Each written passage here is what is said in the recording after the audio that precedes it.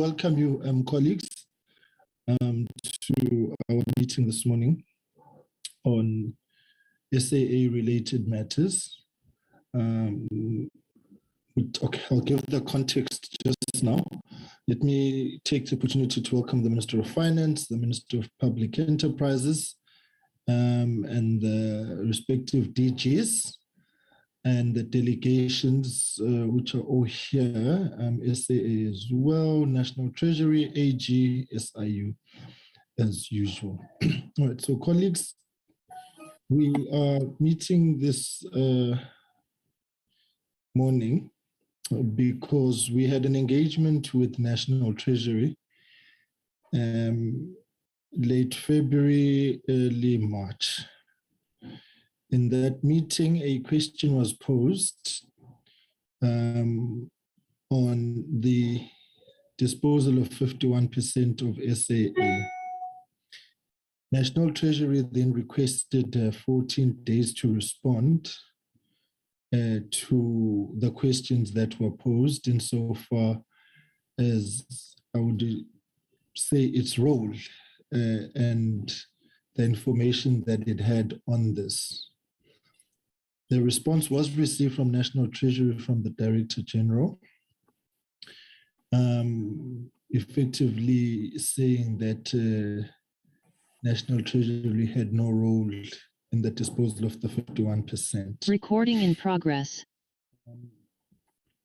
Then correspondence was then submitted to the Minister of Public Enterprises on the basis of that correspondence. And the minister responded, detailing the sequence of events, including but not limited to highlighting the presence of National Treasury and or the Minister of Finance in some of the meetings that were held insofar as the disposal of the 51% of SAA is concerned. There has been other correspondence of all sorts of things that I've received, but I thought I should just frame how it is that we are here. Then we have received a presentation from Public Enterprises, and I'm advised, well, I was advised late last night by the committee secretariat that and then I received correspondence from the Minister of Finance explaining certain aspects of this, saying that there is not much that National Treasury would actually be able to provide as information. So we are here to sort of arrive at a same page understanding in terms of where things are, and then we will take it from there. Right. Then late last night, I received notification from the committee secretariat. To be honest, they did try to reach me, but I was held up in NEC until very late last night. So when they did eventually locate me, they advised that the presentation by National Treasury had been withdrawn. So what we're going to do then, colleagues, the Minister of Finance is here, the DG of Finance are here. So they will be in a position to field questions when the time comes and deal with matters that will go their way. But I think today, let us hear Public Enterprises and say that we have also been briefed by the Auditor General on the audit processes 17, 18, and that now planning for the outstanding audits for SAA is underway. So there is work being done.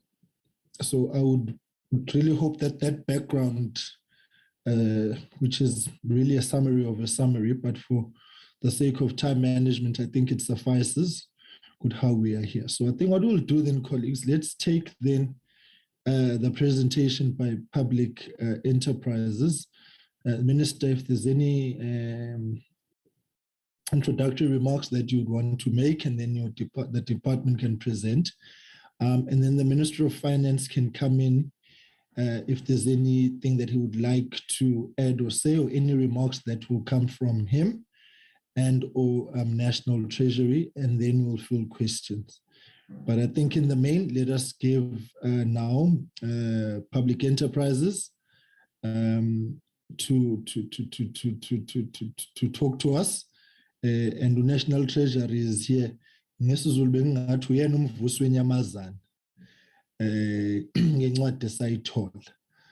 right, so let us then hand over to the Minister of Public Enterprises, and then Minister of Finance. You will have an opportunity as soon as they are done. Minister, Public Enterprises, over to you. Thank you. Good morning, Chairperson. Good morning to my colleague, Minister of Finance, to the DG of the Treasury, to the senior officials from the Public Enterprises Department, to members of the committee, and to the media and public that might be listening in. There have been a number of interactions, as you point out, Chair, and between the committee and Department and Ministry of Public Enterprises on the question of SAA over a very long period of time. And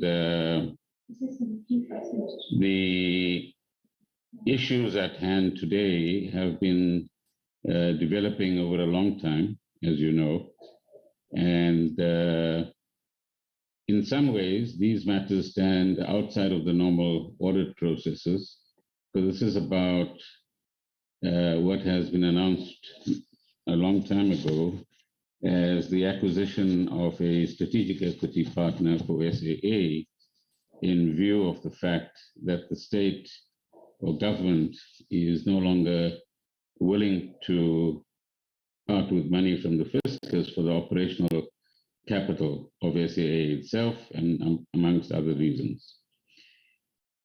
So you are right about the various interactions that there have been between the committee and the Treasury on the one hand, and between the committee and ourselves. And in the presentation, we try to crystallize some of the issues that the questions seem to raise.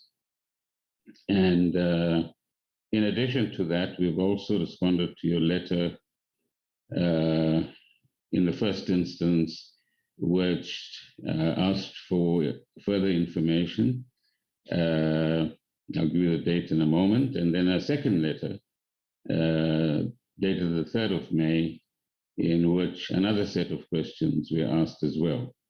So in some instances, Chair, let me say at the outset, because this is a commercial transaction in terms of the Companies Act and the prerogatives that government has as 100% shareholder and owner of this airline, and the decisions made by government to support, in the first instance, business rescue, in the second instance, the exit from the business rescue, and in the third instance, to clean up the historical issues and the money that has been assigned by Parliament for that. And then, of course, the SCP process, parts of which we've briefed you on before, as I indicated. So Ms. Molisane will put up the presentation, and I'll take you through that quickly. The committee has had the presentation, I think, from late last week, so it should not be entirely new, and then we can take whatever questions arise. No, thank you very much, Minister. I think there's just one aspect I left out just for clarity, that I had received a set of questions and I deemed it prudent to forward them in advance so that we could just manage time and presentation on them as opposed to them arising now. So that's just to, on the last set that you referred to, the letter prepared. All right, let's get the presentation and then we will be good to go. Chair? Yes, Honorable Hadebe. Yeah, no, thank you so much, and apologies for interjecting. Just clarity, because I only received last night. Just try and check the exact time, Chair. The 9-page document. I'm not sure whether it's the question from one of our members or this set of questions asked on behalf of the committee. I thought I would hear from you in relation to this 9-page document. If you can just clarify that, because I could not make sense of the origin of these questions and answers thereof, and what role will they occupy in relation to us dealing with this matter as it relates to the disposal of the shares. Thank you, Chair. If you can just get clarity on this aspect. Yes, I received correspondence from a member, which was a set of questions, and that's what I'm saying. Then I deemed it prudent that let's rather forward those questions in advance to public enterprises and the minister, so that we don't have a situation now in the meeting where it will be later and some of them prove substantive, and we just think it best that public enterprises be in a position to apply their minds and to be able to put it in writing. So that is where those questions came from. So, Chair, if I may come in the interest of transparency, would you like to indicate firstly the member that requested all this information, and secondly, your initial comments seem to be at slight variance with the first two lines of this letter of the 3rd of May, and I don't want to spend too much of time on this, but the letter says, subsequent to the previous request regarding information on the disposal of SAA shares, the committee would like further details on the matter as follows. So this seems to be something that requires a written response as opposed to a guide to questions that might arise in the committee. But I just want to state that for the record, and can we then proceed once you've responded to the presentation? Okay, that's fine. Can I request this? I will deal with all those matters at the end of the presentation. Can we take the presentation and then I will deal with all the issues that have been raised at the end of that. So the presentation. Yeah, no, thanks, Chair. I agree. Let's focus on the presentation and then interact with the presentation. Then we'll deal with this set of questions later, and we'll express our views once we're there. But for now, let's focus on the presentation so that we don't get distracted with other things. Thank you. All right. Thanks, Honorable Hadeb. I'll deal with all those issues then. There's a request that we turn on cameras when we are speaking, but I think there is an understanding that there's at times a network challenge. So for those who can, please do. If you can't, it's understandable that you will not be in a position to do so. Right? Can we get the presentation? Yeah, next slide, please. So this is the ground we want to cover very quickly, Chairperson. The chronology of events and the business rescue process is a reminder of the journey that we've been through on this particular issue. The purpose for securing an SCP, as I indicated in my introductory remarks, the roles and responsibilities of various players in the SCP process, the selection criteria, the negotiation of the terms of the sale with the SCP, and where we stand in relation to the SCP process currently. And then lastly, I've asked the chair of SAA to also join in his capacity to give some responses on the annual financial statements and what progress the AG and SAA is making in that particular regard. On the next slide, and then the next few slides, Chair, would be, since the members have the slides, would be very familiar ground, so I'm not going to spend too much of time on them, if you agree. And that is pre-business risk. No, hold on, please. Go back. So the third slide is the beginning of the chronology. The pre-business rescue environment, SAA being unsustainable, which all of us are familiar with, and the dependence it had on state funding over many years. The airline has not been making a profit since 2011, and some insights have now been offered into why and who caused all the problems as a result of the Chief Justice's report through the Zondo Commission on SAA and the roles of various people in the mismanagement of SAA and other things that happened in that period. With respect to the 2019-2020 financial year performance, SAA failed to meet the revenue targets and its cost structure remained unsustainable. In July 2019, SAA submitted a new strategy, but with little positive outcomes coming out of that. But also that was accompanied, as I remember, by a demand for more money from the state. The situation was completely untenable. And eventually what we had was a further recapitalization in February 2019 to the tune of 5 billion rands, and further augmentation of this in August 2019. And all of this is to address the issue of shortfalls in the working capital. Next slide, please. Then some of us might recall that in late 2019, these two unions that are indicated here launched a strike of staff at SAA and made massive demands, some of which were conceded to by the SAA management at the time. And there was a filing of an application to court by the Solidarity Union to place SAA in business rescue. In November 2019, two things were happening. One was the government was looking at the restructuring of the aviation assets of the state, recognizing some of the challenges that we've already outlined. And at the same time, there were liquidity challenges within SAA itself. This then culminated in the board meeting. So that's lower down in the slide. The airline continued to make significant losses.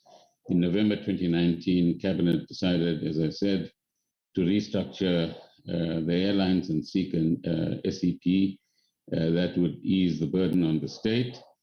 And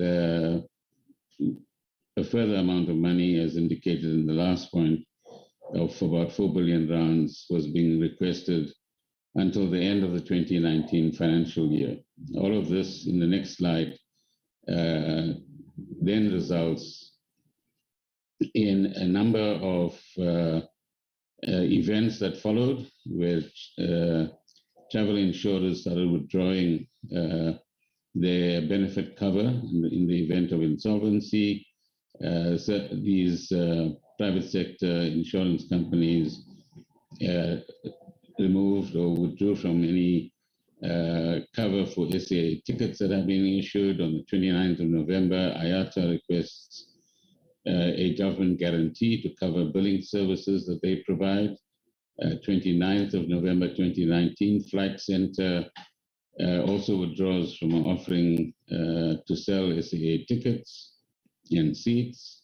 The banks, in our interactions with them and the board's interactions with them, refused to lend SAA further money, and this is around the week of the 2nd or 3rd of December to about the 5th of December 2019, as I recall. And that resulted at midnight on the 5th of December 2019, when the board decided to place SAA in business rescue. largely as a result of demands from the banks.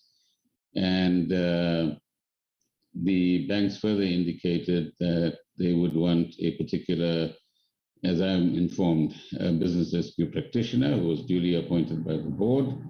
And on the 6th of December, the company's office was informed of the business rescue taking effect. So these events are all covered in this particular slide. And subsequently,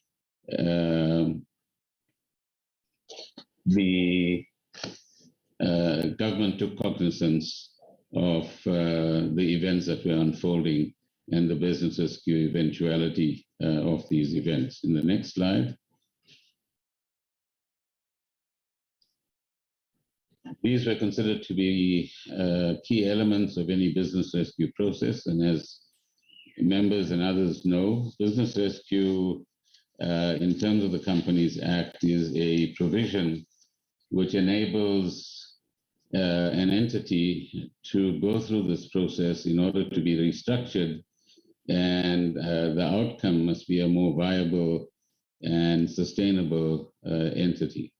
And that was the expectation at this particular time, that is a couple of months before the COVID pandemic impacted both on SAA and on aviation globally as well.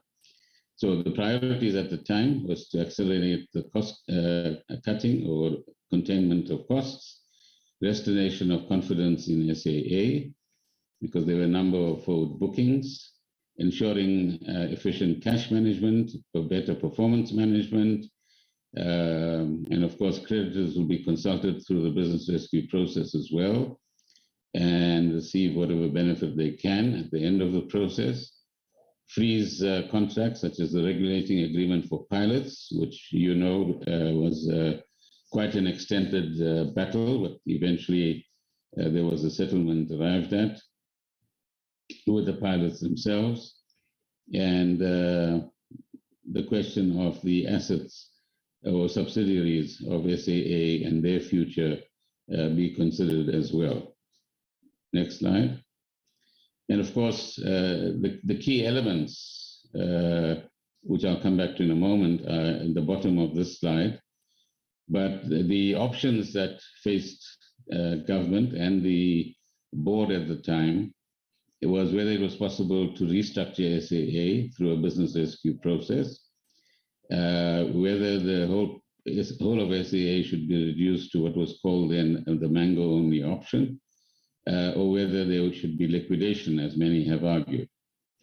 The criteria that were put forward for this process and for the SCP process as well was that we should retain as many jobs as possible, but certainly not all of the jobs can be retained, and that workers at SAA, if they were to find their way out through voluntary severance packages or Section 189 processes, should be left with something in their pockets to start life again as far as their careers are concerned.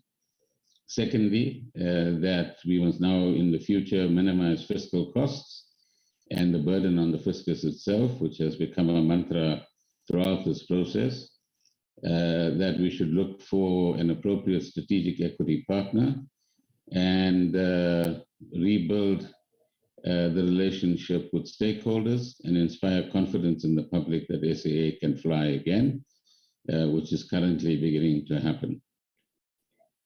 The impact of COVID-19 is familiar to all of us, and the impact started when the lockdown happened in March 2020, both in South Africa, across the African continent, and globally as well. And that impact continues in many ways, although in some parts of the world there's some recovery, but by no means back to the pre-COVID period at this particular point in time. And the same recovery process is what SAA and other airlines domestically are going through as well. So globally, airline capacity was reduced as a result of a reduction in demand Travel bans, as you know, were instituted by various governments in order to protect their populations from transmission of COVID on the one hand, but also the introduction of COVID from other parts of the world. And I think we're all familiar with how COVID started in South Africa and subsequently in other countries as well. You also had companies resorting to the technology that we are currently using, video engagements rather than travel for employees. And even in this regard, business travel has not recovered to the pre-2019, pre-COVID process or period. The introduction of regulations such as vaccination certificates, etc., and tests were also introduced across the world to curb the spread of COVID-19. And all of this impacted on travel and therefore impacted on the aviation industry. That, of course, then resulted in revenue generation being reduced, and in some instances, no revenue at all. And in the case of SAA, soon after March, the business rescue practitioners decided to place the airline into what they call care and maintenance. And there was the one proud moment in 2020 when all of us will recall that citizens of South Africa were stranded in various parts of the world, and SAA aircraft were utilized and made available to government to repatriate thousands of South Africans so that they could return home because there were no international flights taking place at that particular point in time. So the SAA infrastructure served South Africa well at that particular point in time. You've had the layoff of employees. As one example, Qantas laid off 20,000 employees in March 2020, but there are many airlines across the world that still have not moved back into full operation and therefore have not recalled all of their staff. Airlines have returned aircraft to either lessors or they've just left them on tarmacs in various parts of the world, although there's some recovery in that regard currently. And overall, there has been a capacity reduction in the South African instance and a headcount reduction as well, because other airlines like Comair also went into business rescue and implemented Section 189 in respect of their employees during 2020 as well. In the next slide, again, we go into the COVID theme and the impact that it has had domestically and on SAA and its subsidiaries as well, because all of them were unable to generate any revenue. SAA suspended, as I said, its domestic, regional, and international flights. Mango similarly followed suit. SAA Technical, obviously there were no flights coming or going. Their work would be reduced substantially, and it also had to lower its expectations in terms of revenue and work. Same applies to air chefs as well, again, because of the suspension of aviation services. And the level 5 lockdown, as I indicated earlier on, had a severe impact on all of the aviation actors. The care and maintenance I've made reference to already, and the repatriation of South African citizens from various parts of the world. Next slide. This slide reflects, I'm not going to go through all of it, the re-emergence of demand and what is being done to restore confidence on the right-hand side, and on the left-hand side, what it takes to get the whole aviation system restarted in terms of slots at airports, making sure that operational licenses are in place that airworthiness certificates are in order and that the supply chains begin to operate in the normal kind of way. There were, of course, special measures taken by all airlines across the world, and they now vary a couple of years down the line in terms of the sanitization, wearing of masks, and so on. And that has also served airlines well in terms of giving confidence to passengers that if they mask properly and sanitize properly, the chances of being infected on a flight are reduced. Other airlines have, of course, introduced what appears to be special technology to filter out problematic bugs of one kind or another. I haven't seen any reports about how successful that process is. Next slide.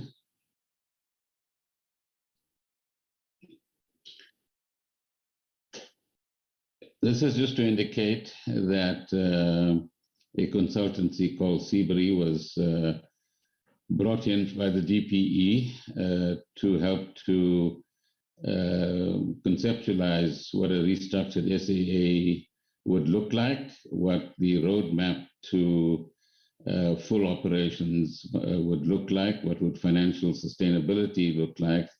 And these are the factors indicated in the slide which emerged out of that work and which the new SAA has begun to take into account. And as the current transaction begins to get finalized, some of these elements will find their way into the future business model, branding, and practices within SAA itself. The business rescue plan was ultimately adopted by creditors on the 24th of July, 2020.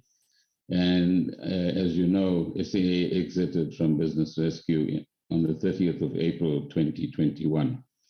But it's only in September, which this slide reflects, that so-called interim flying and the appointment of an interim management and an interim board helped us to get the airline beginning to initiate some flights, first Joburg, Cape Town, now Joburg, Durban domestically, and then as some of the other documents will show you, about 7 or 8 destinations across the African continent.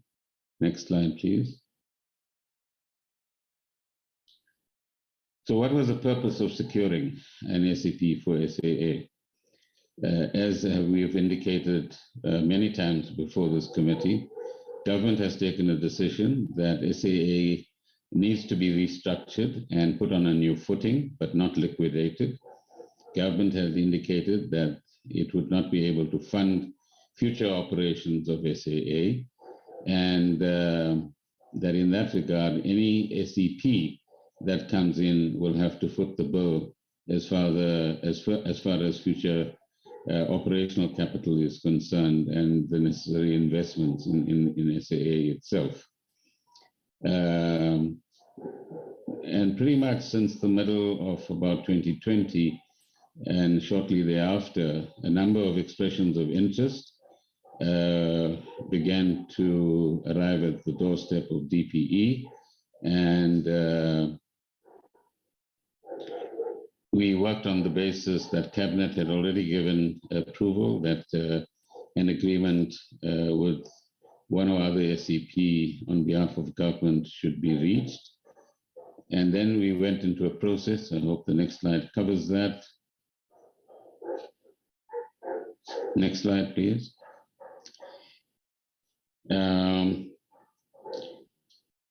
Yeah, let me decide here that what we then did as DPE is to obtain the services of a transaction advisor in the form of RMB Bank.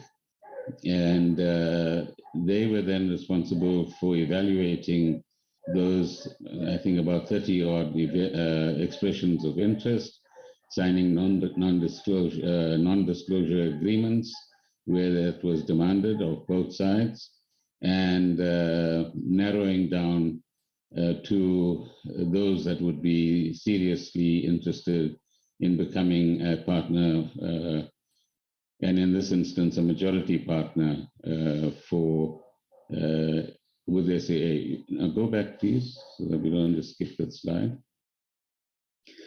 So what were the evaluation criteria? These were some of them. The pandemic had a severe impact, both on the fiscus and the aviation industry. The interactions with those that expressed interest made it very clear from their side, as we've indicated to you before, that government must take responsibility for all historic costs. And at the same time, government put forward its position that the SCP needed to provide all future finances for the, inverted commas, new airline that emerges from the business rescue process. The SCP would then have to have capacity to finance the operations of SAA with no backing from government. And amongst the other conditions, if you like, that came from interested parties is that they would want management control, they would want majority shareholding, they would like no political interference, whilst government can keep a minority shareholding in SAA itself. And of course, the SCP would have to come in with aviation skills as well. The quotation below is to remind ourselves that this transaction took place in the context of both the Constitution and the Companies Act, and that in respect of Section 217 of the Constitution, that section refers to and applies to where a situation where an organ of state contracts for goods and services, and the disposal of SAA shares, as we point out in this part of the slide, is a more a merger and acquisition transaction.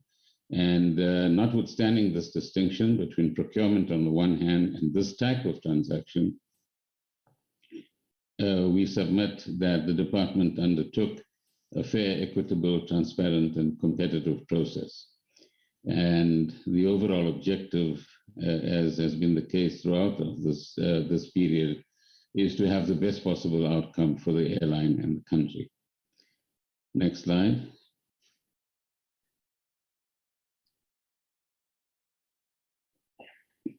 So there have been questions about how the SCP was selected. So I've already indicated that a transaction advisor was retained, that from the 29th of July, this transaction advisor was the recipient of all the information from these expressions of interest, as we call them, received either by the department or then subsequently received by themselves.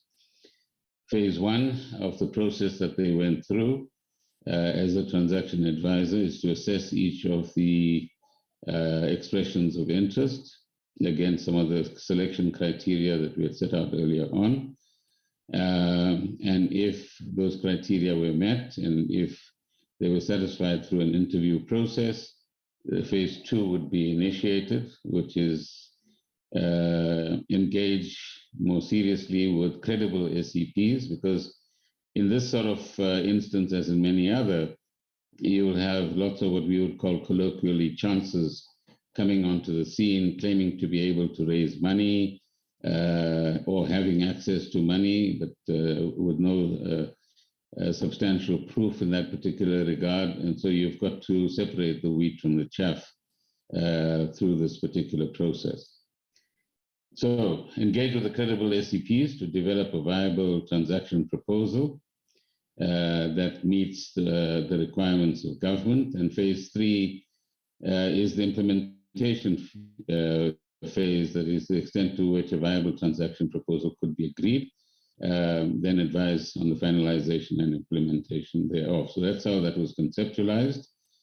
As a result of the extended duration of the pandemic, so I think we all thought that sometime in 2020, what in today's terms we will call there will be one wave of the pandemic. We're now in the fifth wave in South Africa.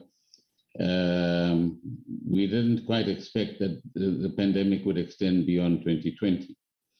But as we sit in 2022 May, we can see that this virus, although far less impactful in terms of mortality, in terms of transmission still has its presence felt, both here and elsewhere in the world as well.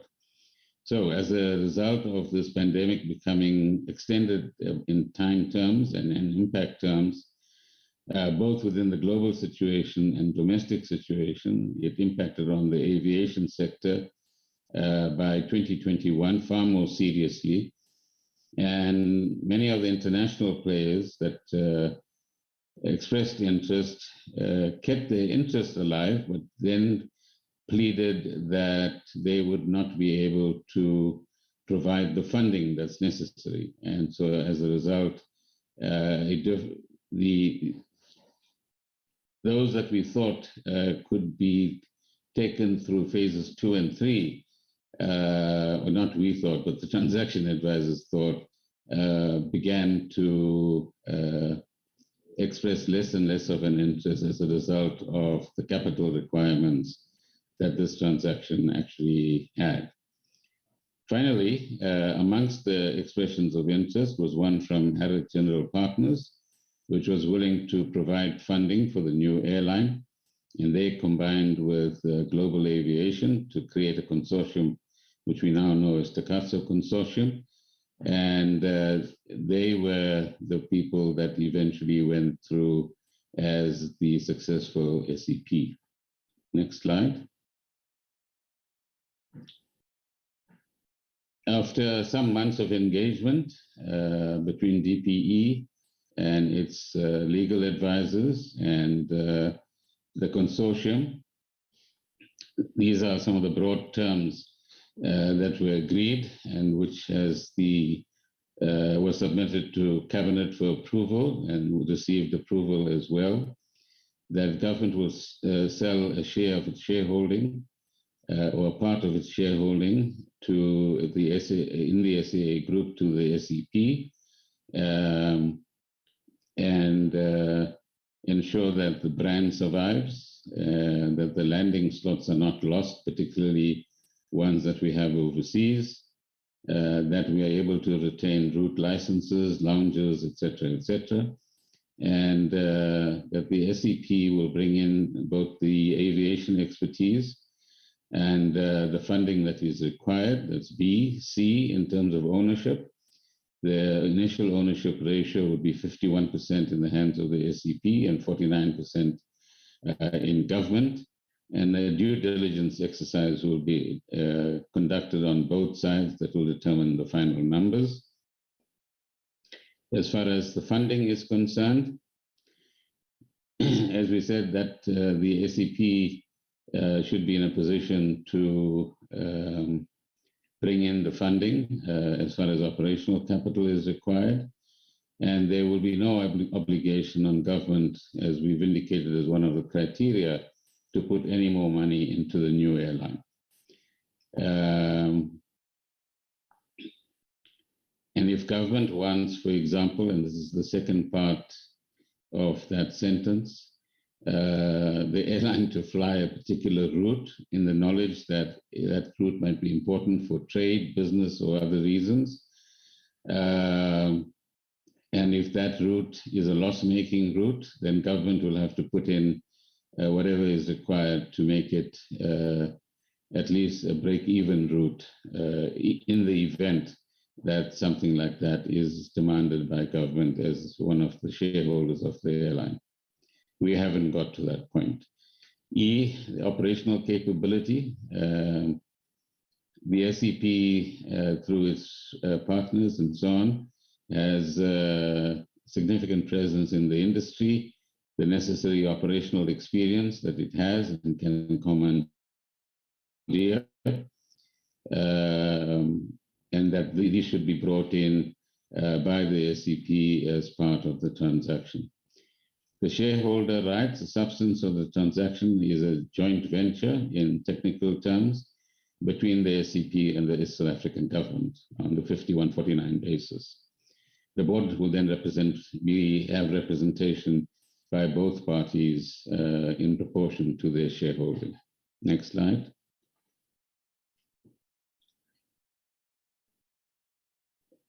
There were several matters in terms of age that were decided to be designated matters, which will be set out in the final agreement, where unanimous consent of both the shareholders is required, for example, dividend policy or any other major changes.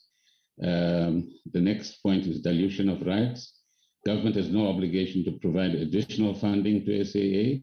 Should capital be raised and the government decides not to participate, the government's equity interests will dilute accordingly. However, the government will also have an option to increase its stake through additional investment if in the future it decides to actually do that. That currently is not the position. But the key point here is the non-dilutive stake, that notwithstanding any capital raising process in which government might not participate, government will secure a non-dilutable golden share of 33% of the entity's voting rights to secure its long-term national strategic interest in the entity. Furthermore, the golden share will extend to certain areas of national interest with full veto rights. For example, in the event that there's an insolvency or the majority shareholder wants to sell the airline, government's approval must be obtained in order for those things to proceed. But the SAA name and brand will belong to government throughout this process. There are certain preemptive rights that have been identified, and that's the one I've referred to already. All historical liabilities, for example, VSPs and the settlement of creditors and previous loans given by banks and so on will still remain government's responsibility, and much of that has already been dealt with. And that as far as the subsidiaries are concerned, the SCP will look into the possibility of including Mango and other subsidiaries within this transaction, and that will include SART and Airchefs as well. And that at the conclusion of the SCP process, as a result of the partial allocation that took place in respect of the 14 billion that was required for the business rescue plan to be implemented, the final 3.5, which we are trying to reduce by all sorts of means, is an outstanding issue that we within government have to settle and resolve. And that's close to an understanding already as well. The next slide. So on the 11th of June, 2021, having completed various processes, Cabinet approved the Takatsa Consortium as the preferred SCP, and that was announced accordingly. The department then commenced its due diligence into this process. So I think what we must make clear is that this transaction has not yet been concluded.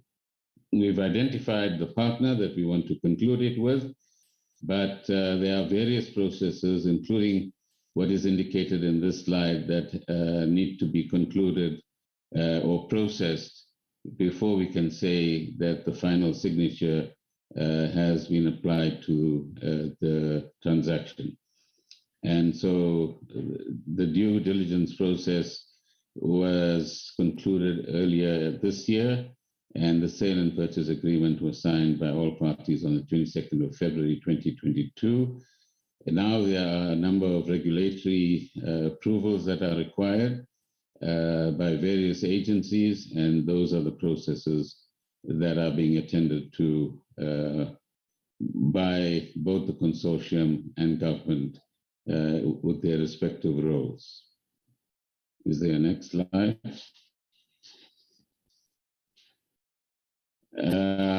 This really should be a matter that the board should deal with, but I think there is an understanding in SCOPA and amongst ourselves that as a result of all the problems that we've had in SAA, management accounts and financial statements have not been adequately prepared over a period of time. There is now a catch-up process that is in place. And I was hoping that Professor Lamola would be joining us at some stage and he can give you an update on where their interactions with the Auditor General, who is undertaking the audit, is at this current point in time, and when can it be expected that the outstanding audits will be concluded by the AG, and what resources both the SAA people and the AG will be making available in this process. I think that's the final slide, but let me just check.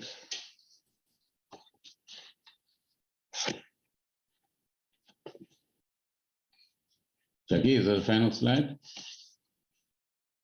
No, Minister, we've got one on the next slide on the debt issues, the financial issues. Okay, do you want to go through that quickly? Thank you very much, Minister. Thank you very much, colleagues. Just in terms of the debt is at 8.4 billion. And this pertains to the cost of financing of debt of the 1.4. And we just have to underpin that the financial position remains weak, with equity and the reserves being negative to the tune of about 13 billion. Just in terms of the group turnover, it was about 29 billion, with operating costs at around 31 billion. And this resulted in the operating loss before tax, depreciation and amortization of about 2.6 billion. And the operating loss of these charges was about 4 billion, and the finance cost was at 1.4, and the net loss amounted to 5.4. So this is for that particular year, Chair, just for purpose of clarity, not for now. Yes, correct. Thanks, Minister. Just in terms of the financials, we indicate there that the entity continues to miss some various key performance targets as set by the shareholder, as detailed in the report. And the auditors are continuing to look at various matters such as fixed assets, irregular expenditure, fruitless and wasteful expenditure, and also going through the different company accounts. We need to indicate that interventions are being implemented in terms of appointing key personnel to address critical skills in the entity, and this was adopted, and the restructuring program has already commenced. The interventions are being implemented at the time. Unfortunately, there were weak governance structures coupled with state capture that we've also seen subsequent to the report that Zondo Commission actually indicated those interventions were unsuccessful. And these, as I indicated, they were laid bare in the Zondo Commission. Next slide, please. Just in terms of just giving color in terms of the financial statements of the entity, we just have to indicate that there is a loss for the year that is actually being envisaged of about 5.4. So that is what the entity is actually looking at. And also, I think, can you just probably just go to slide 25, Ed?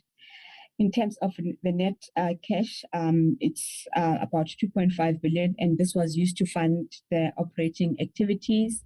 And the largest cash drain, it has been on the net financing of 1.4 billion, which was incurred during the year. And the net capital expenditure for that period, it was about 639. And the shareholder contribution to this entity, it has been 10 billion during the year. And the net long-term borrowings have been repaid for the year. And they've also seen a decrease in the bank overdraft being utilized for the year, which was about 144 million. And there was forex losses and cash equivalents during the year of about 442 million rands. With that, I think Minister did touch on that in terms of the status of the Auditor General. Minister, should I continue with this one, or can I continue? I've already indicated, thank you, Jackie, that Okay. the Auditor General is the auditor for SAA. That what my colleague, Ms. Molisane, has covered is the outcome of the 17-18 financial year audits. The AG will commence audits for all the succeeding years. And currently, as I indicated earlier on, there's liaison between the SAA colleagues and the Auditor General's office in terms of how to approach and conclude each of the audits for those years. So finally, Chair, the presentation, our response to your letter of the 24th of March, also our responses to your letter of the 3rd of May, if we put all of that together, the simple proposition is that there has been a very carefully constructed process as far as the acquisition of the SCP is concerned. Secondly, that this process is well on its way, although it's taking longer than we thought because of various legal processes.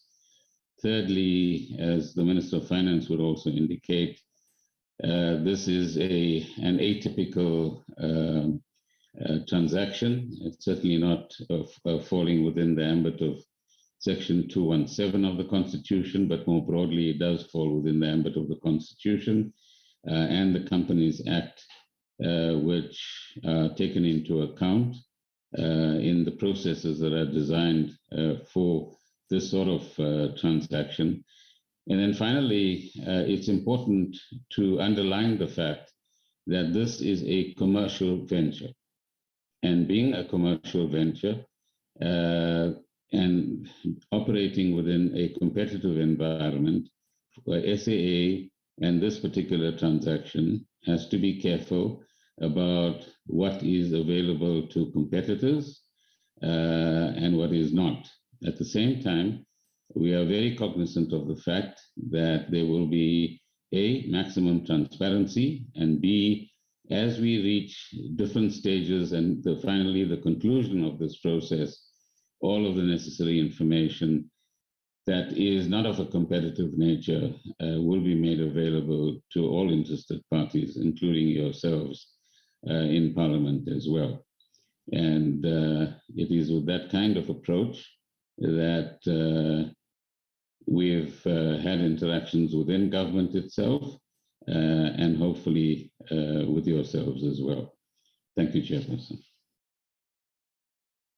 Right. Thank you very much, Minister. All right. Let's do this. National Treasury, if there's any comment on your side, and then I've already got a sequence of hands, and then I'll deal with the issues that have been raised. Honorable Hadebe and Honorable Mente have indicated. I'm not sure what's happening with my screen, so I'm not in a position to see hands here. I thought you asked if we. Yes, yes, Minister. If I'm going to hand over to you, I'm just getting those colleagues to be on standby. Okay, can you remove the slides, please? Would you, Minister? Susa check so zasibona nengafanele sikubona.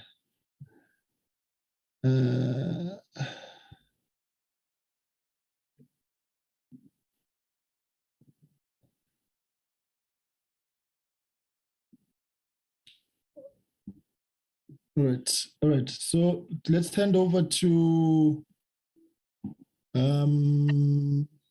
the Minister of Finance. Well, thank you, Chairperson, and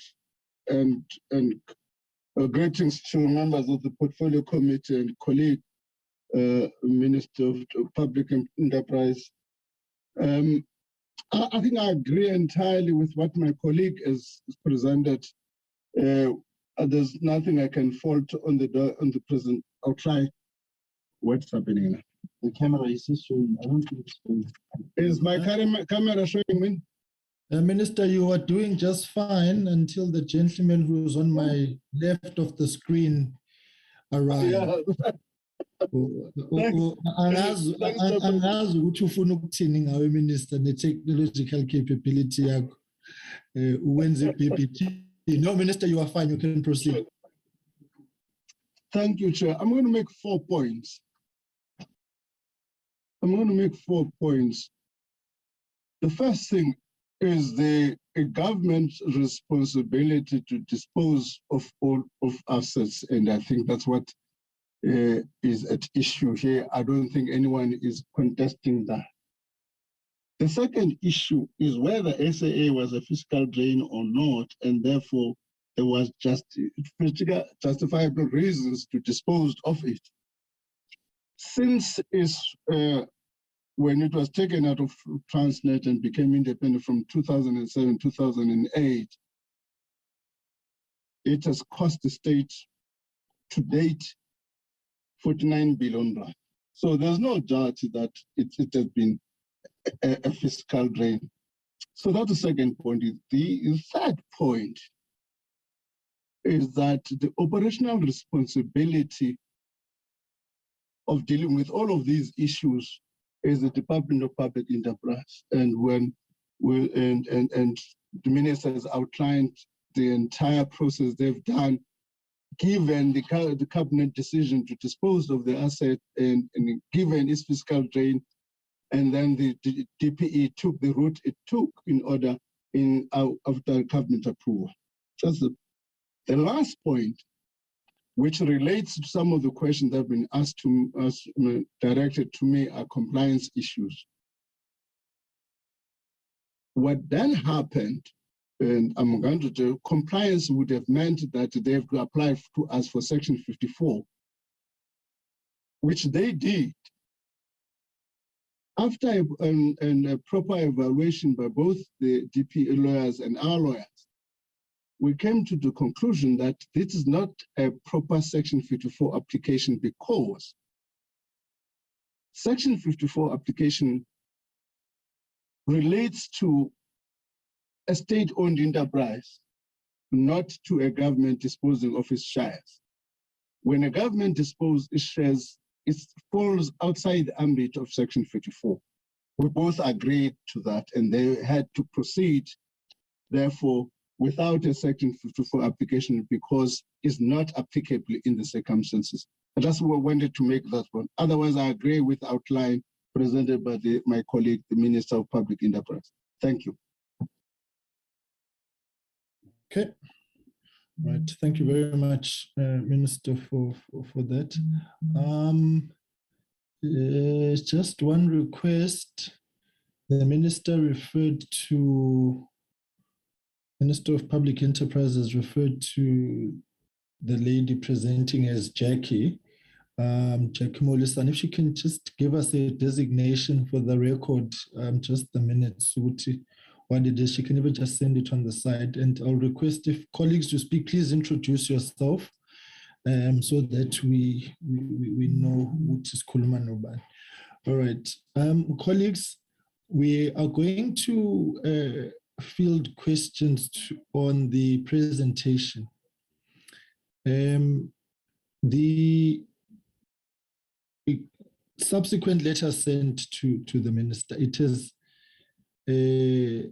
been a practice at times that members across the spectrum on the issues that we deal with, not just on SAA, just generally, will send questions prior.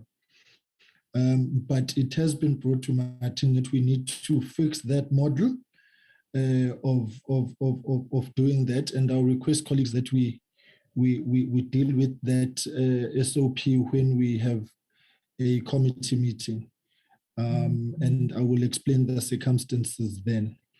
And also, the responses were received yesterday, or rather were dispatched to members yesterday.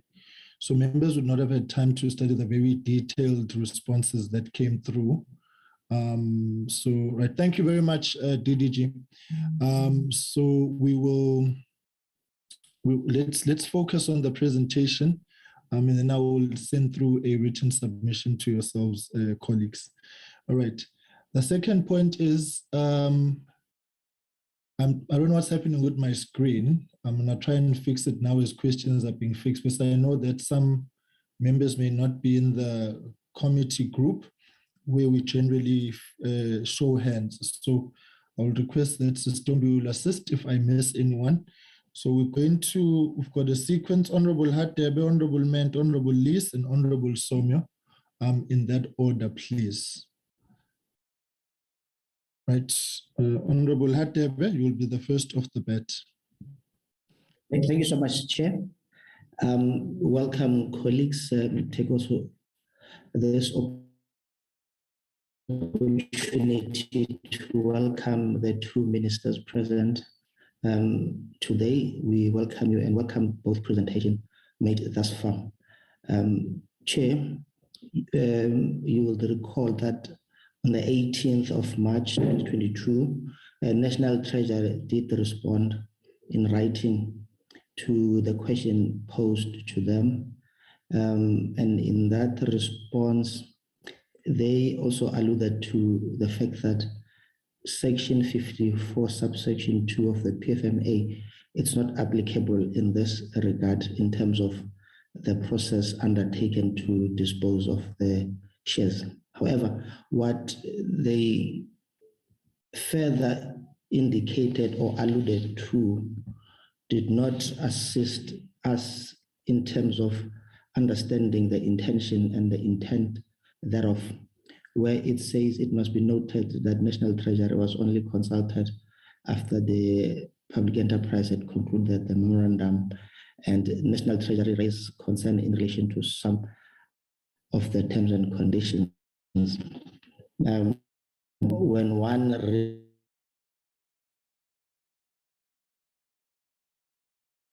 reads this without a context or understanding, and also taking into a subsequent response from a public enterprise, where they, in a way, seem to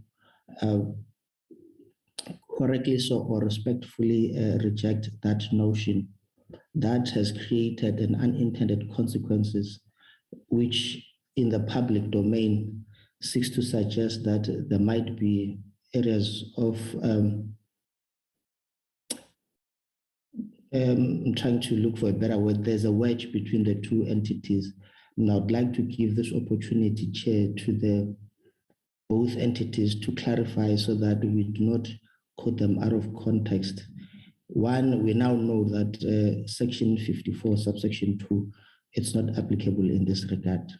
Therefore, the consultation and the discomfort arising from the letter as sent by National Treasury, are they seeking to suggest to us that they were unhappy, or are there any issues that were not dealt with in terms of the legislation? Please clarify that aspect to us. Whether or not the issues of concern that you raise are these normal issues that you would normally have in a normal engagement between your daily execution of your mandate, or are these substantive issues that ought to be brought to our attention for us to be able to engage with them as such? I'm trying to afford you an opportunity so that we don't quote you out of context. It becomes difficult at times to engage with the letter, hence this opportunity before us. We need to get a sense and understanding.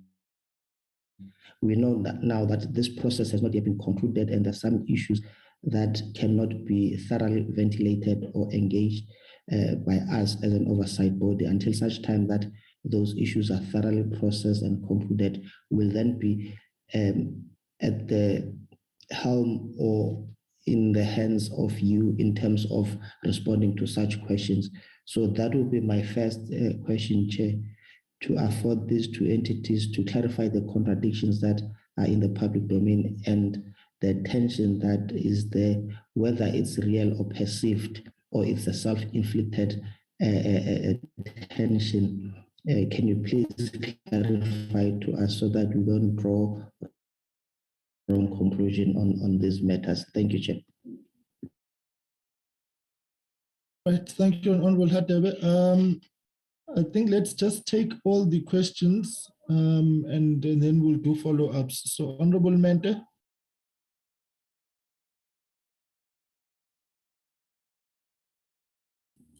Chair, I would like to plead with you that the questions be answered before we go to the next ones, because we've got a lot of questions. I want to plead with you, Chair. I concur, Chair. All right, that's fine. The question, Chair, was trying to break the ice for us to be able to productively engage so that we are all moving on the same page. Currently, the understanding and the interpretation based on those two letters seems to suggest otherwise. It's very critical and important to clear the air before we proceed. Chair. Thank you. All right, no, that's fine. Teamwork works. Collegial wisdom. Let's get responses to Honorable Hadebe's questions.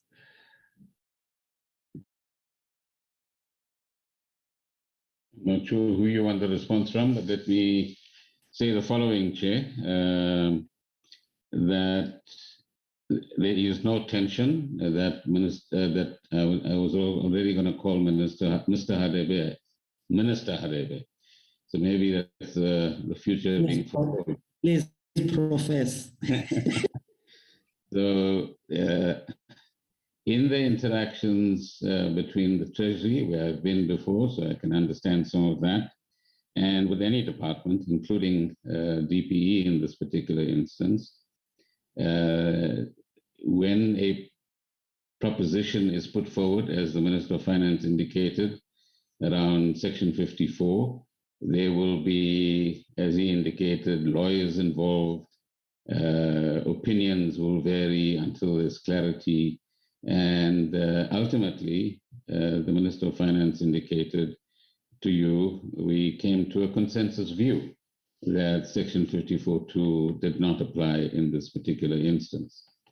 And because the PFMA itself does not provide for these sorts of transactions, it's the framework that is provided by the Companies Act in a particular part, I was just going to call it out now, that has application.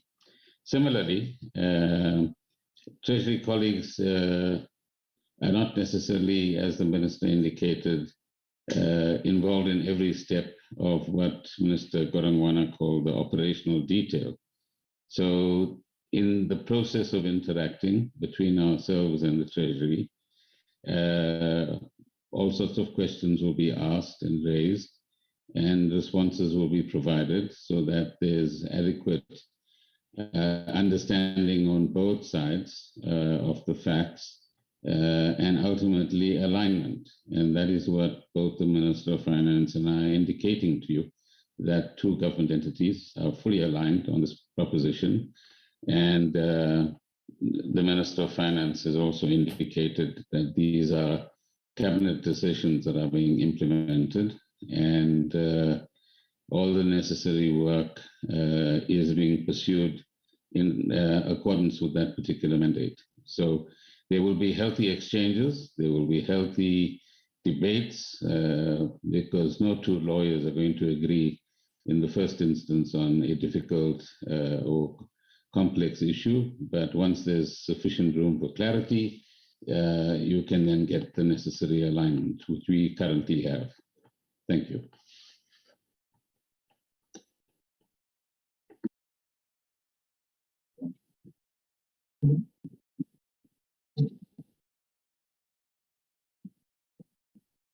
Can I?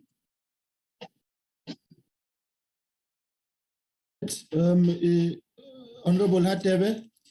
Yes, no, can the Minister of Finance proceed, Chair? All right. Let me just say, I mean, I agree, and again, I agree with the Minister of public enterprise that it's in the nature of National Treasury to have this boxing arrangement with, it doesn't mean any infighting. We had a presentation last week where health fighting with us over NHI. You will have social development fighting with us on social security also. It doesn't mean a conflictual arrangement. It does mean it's an internal process of, from our side, I mean, fighting to preserve our space in terms of expenditure and money. So those questions are a matter of detail, and if to the extent that there are disagreements, are a matter of detail over dotting the I. So, in a sense, I agree with the Minister of Public Enterprise that it's our nature to ask questions and people ask answer. It doesn't mean any contradiction. Thank you. And thanks, Chair, and I'm happy that this matter has now been clarified. One then assumes, Chair, that there are cordial relations and whatever issues as read in the letters are issues that pertain to the normal workings of the two departments in relation to this transaction. Now, Chair, in an event where Section 54, subsection 2 of the PFMA, it's not applicable, can I just get an understanding and clarity in terms of which legislative authority then becomes relevant in this regard? If it's a Companies Act, which section of the Companies Act, and any similar transaction previously that they can refer us to, so that we have an understanding in relation to this particular transaction, Chair. Yeah, let me pause there for now, Chair, so that we get a response to, Chair, before they respond. So from the responses of the two ministers, it does therefore appears as if everything was done according and all legislative requirements were met. The response from National Treasury does not seek to suggest that there were issues that were implemented that did not comply with legislation. Is my assessment and conclusion correct in this regard? And that the three questions posed to National Treasury are not necessarily at the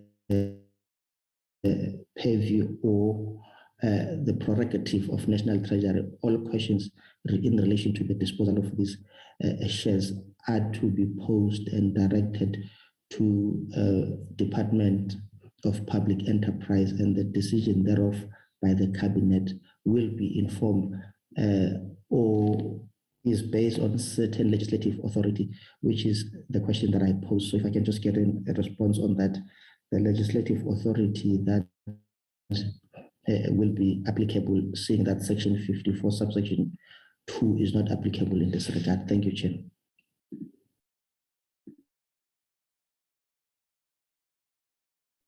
All right, let's get responses to that. Chairperson, we have Mr. Makobe, who's acting DVG responsible for governance, I think online. If he is, can he respond to that, please? Thank you very much, Minister, and thank you to the Honorable Chairperson and the Honorable Members. The legislative provisions that apply in this instance is Section 112, subsection 2 of the Companies Act number 71 of 2008, which provides that a company may not dispose of all or the greater parts of its assets on undertaking unless such disposal has been approved by a special resolution of its shareholders. So it is the shareholder who has the right to dispose of the shares in terms of the provisions of the Companies Act, and also the shareholder will have to take a resolution to that effect, which is what the department has followed in this disposal process. Thank you, Minister.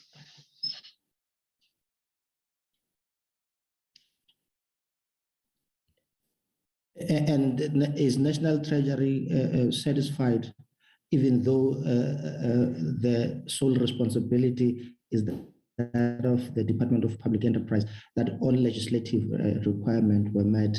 Their response does not seek to suggest that because they don't know and they had concerns, things were not done in terms of the applicable legislative prescript.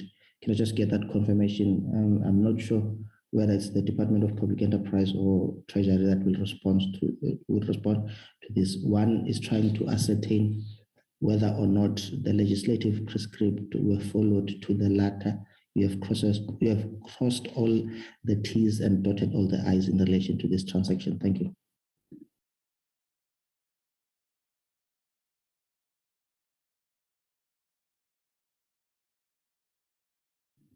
Honorable Minister.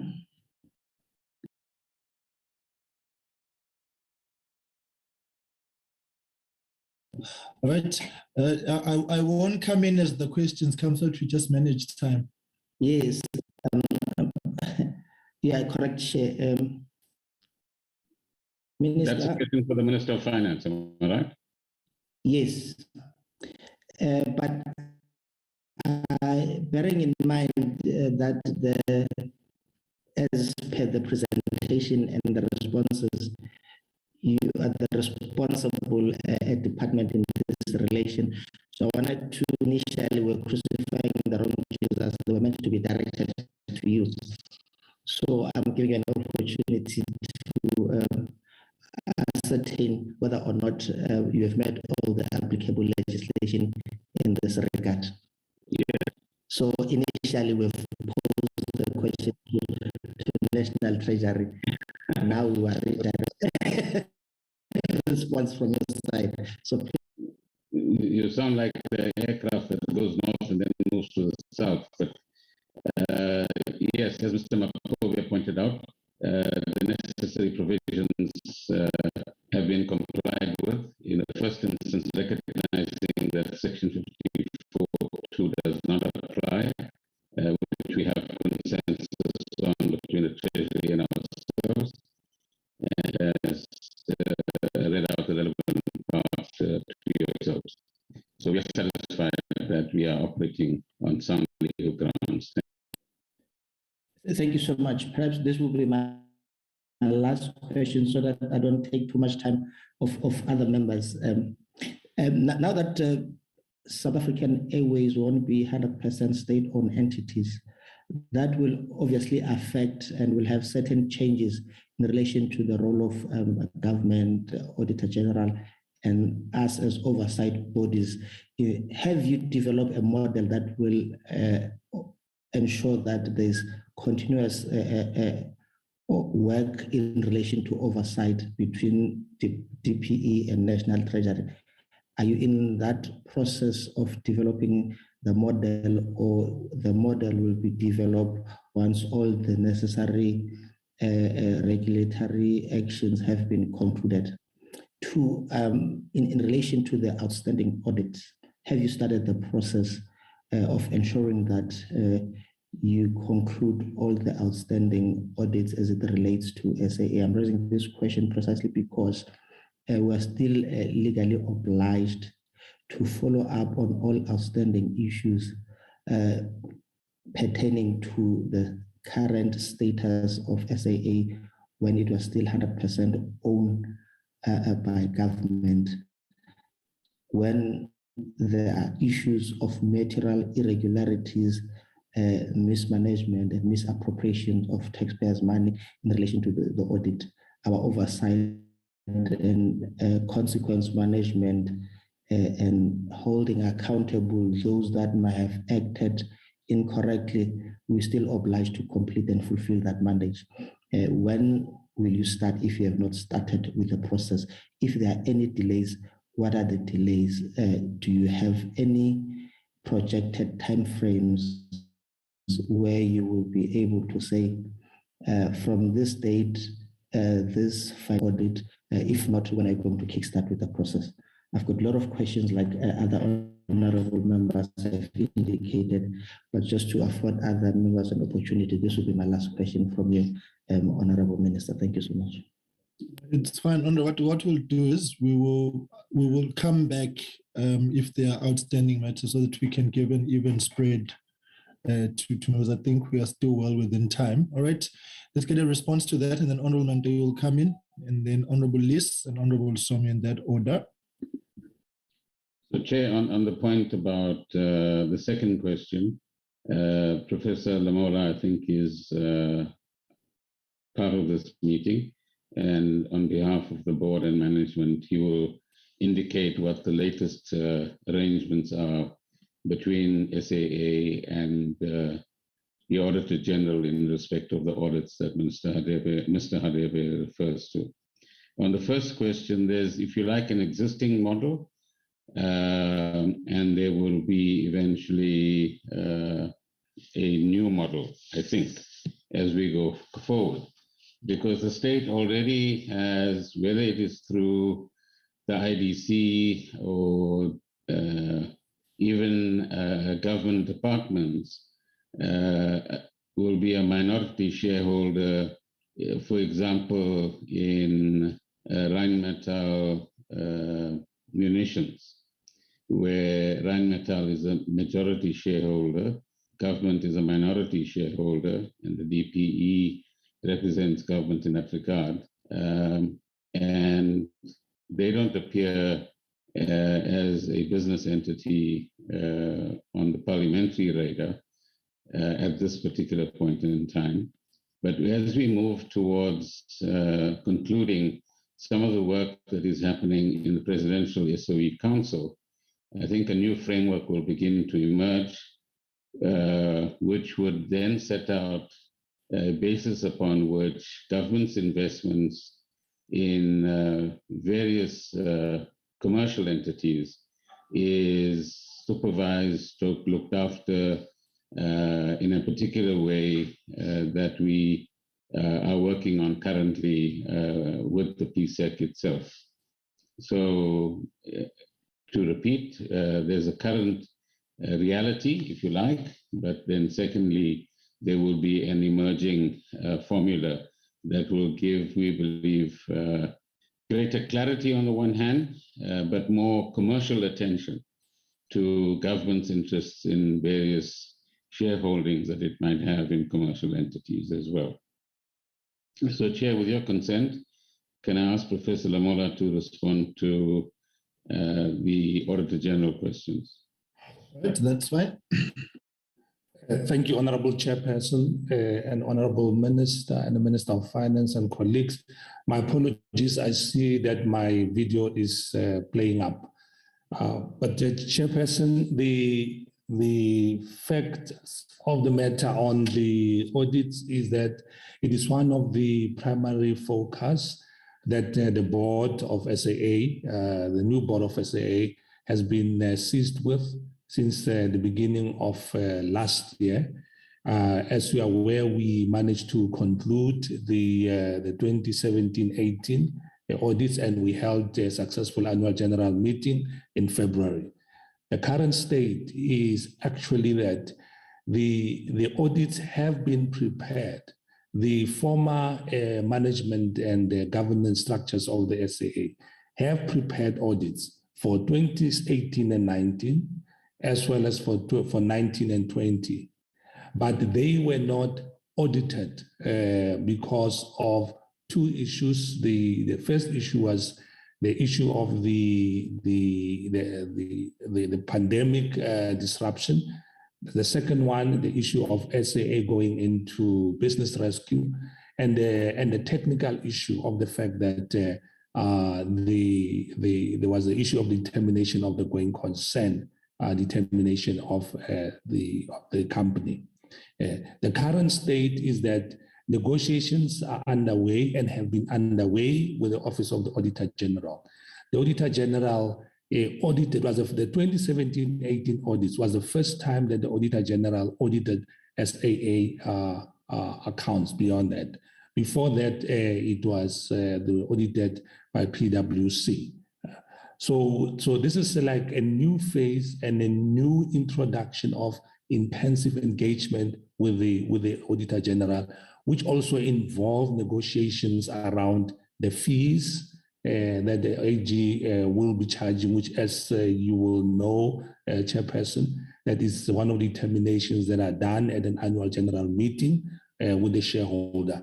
So all those negotiations have been concluded, and the AG's team is itself busy putting together a capable team, because they also had human power resources on undertaking the audits, but it will be the audit for the 4 years, going through the what we have all found from the if one would like to say, the past SAA, and doing any other post audit events that need to be recorded in the audits as they will be, in the annual financial statements as they will be published.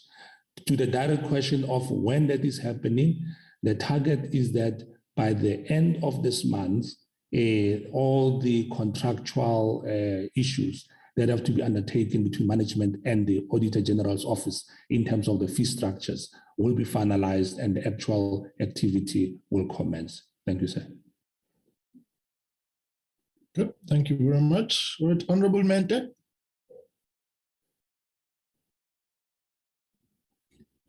Sibonge, Chairperson, and good morning to everyone. Chair, my first question is, given that at the very, very first stage where the minister was presenting, he says the situation as untenable. And therefore, it meant that government had no capacity to start the business within the SAA. But throughout the presentation, as I read, and as he also presented, the partner has not contributed anything so far.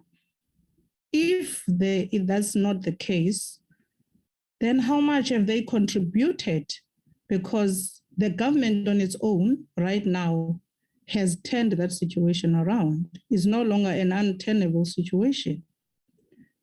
And I did not hear the stake of the partner which he has contributed financially to the operations of the SAA currently. That's number one. And then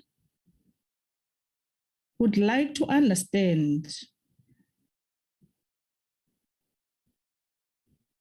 when he says the concept that they have developed was that they required a partner which will finance without a backing. Yet the partner we speak about, there is no mention of its contribution, yet the government has backed it and started the operations. Therefore, that statement confuses me a lot. Can it be clarified? And also, what does it mean when it says they require a partner to finance the operations without a backing? Because that ultimately means the state will get out of the transaction and then the company will be privately owned. That's how I am understanding the statement. Now, with what the Office of the DPE is explaining in terms of the transaction itself and how it was conducted, and it was conducted through a resolution, a special resolution of the shareholder, would like to understand the resolution itself. What is in the resolution? Because one, there is 51%, which is a lot. that formed part of the resolution, and this 51% will be owned by the partner, and government will be at 49%. Now, within the resolution, where does government fit in? What is government going to benefit? What are the people going to benefit? How is SAA going to benefit South Africans when 51% is on the other side? This goes hand in hand with what Honorable Beki was asking in terms of what will then be the government's oversight role into this entity when it's 51% majority led and owned by a private partner. Because remember, Chair, we're still sitting with the loss of the GEPF money through the investment of the PIC, yet we did not have a monitoring role in that process, but we lost public funds because we did not have adequate monitoring of that particular investment and its own financial businesses. Now we are heading there again, where we're going to sit back somewhere and watch us pumping money into a business that we're not oversighting. The next one is, what systems are we going to use to measure our public funding contribution and accountability? This also goes hand in hand with what Honorable Beki was saying. And then the minister says there is some, I don't know whether a commission but there is some system that they are developing at the presidency. How far is that system? I guess that would be answering how do we then measure our public funding contribution and who must be accountable for that? Would like to get then the details of what he says. There is something in the pipeline that is looming from the presidency with regards to the model, therefore, we're going to be utilizing in order to monitor the situation and hold people accountable. Again, there's another confusing statement within the presentation or the responses, because this was from the question we asked before as to the minister must explain why is National Treasury so not pleased by this particular transaction. So the ownership of 5149, he says it will also be determined by final numbers. Just that because I am on the gadget that can't give me many options. I don't know which page is that, but it's in your presentation. What numbers are you talking about? That will therefore determine the final ownership. And bear in mind that you already said the contract was signed on the 22nd of February, yet there is a mention of the final ownership of 5149 will be determined by the final numbers. What numbers are we talking about? And how will that then change if the contract is already signed from the 22nd? Same applies to where it says the government can go and then acquire more stake in the shareholding in the future. Is that also in the contract? Can we change that? Can we then buy our stake back again? Is it possible? That's another thing, because it's a very gray area for me, and we cannot leave it hanging knowing that the contract is already signed, but there is other things that bring some kind of hope we can change the situation. It looks to me that the resolution itself is not thought to the end, or the model they are using analyzed. If that's the case, we must be explained what are those elements that are not finalized, which then will inform the final signatures of the contract. The next question, Chair. The partner you chose, you said the cabinet set and everyone, and then you chose the strategic partner. What is strategic about this partner? Can we know? And how this partner was chosen? What's strategic about them? What is it that is special they are bringing to our government to change the situation at the SAA and ensure that SAA benefits our people? Next question, Chair. Now, the partner willingly, or whatever way they applied, or whichever way was used. I'm not understanding how this partner would come and buy a share in the SAA with only 2016-17 financials available. For the past 4 years, we didn't have financials in the SAA. So how do they conduct their due diligence on our business? Who said our business is worth what for those people to buy it? Who said our SAA business is failing where and is worth how much right now? Because even when we were dealing with the business ratio, there were many gray areas where assets were concerned. And I am not sure who then come to a conclusion that SAA is worth so much, and therefore you can get it at 51%. Already we're sitting with SAA that was sold before by Coleman Andrews. Now we are selling it again ourselves. But we do not have a concrete evidence in terms of its own standing financially. Who says how much SAA is? Would like to know that answer, and how much is worth with its all assets.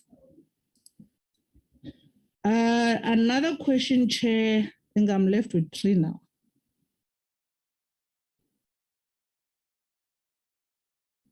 You are saying a partner should have capacity to bring stability to aviation industry. And I take it this question will go with the one I've asked you earlier on what do they bring. But at the very same time, if you're giving them 51% and they must bring stability to aviation, it's going to be privately owned.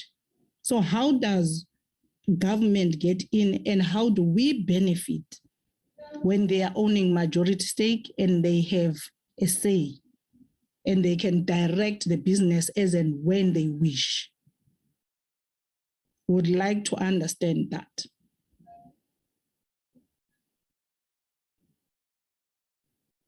So with the due diligence you did with the partner chosen, I'm sure it has given you comfort that those people are qualified to buy our business and there are no problems with them. And if that's the case, can we get the full profile of Takatso? Who owns Takatso? Who are the subsidiaries? Who are the board members? Who are the shareholders? Because you can't sell to someone you do not know. We would like to know, who is this person who's so keen to come and buy from us?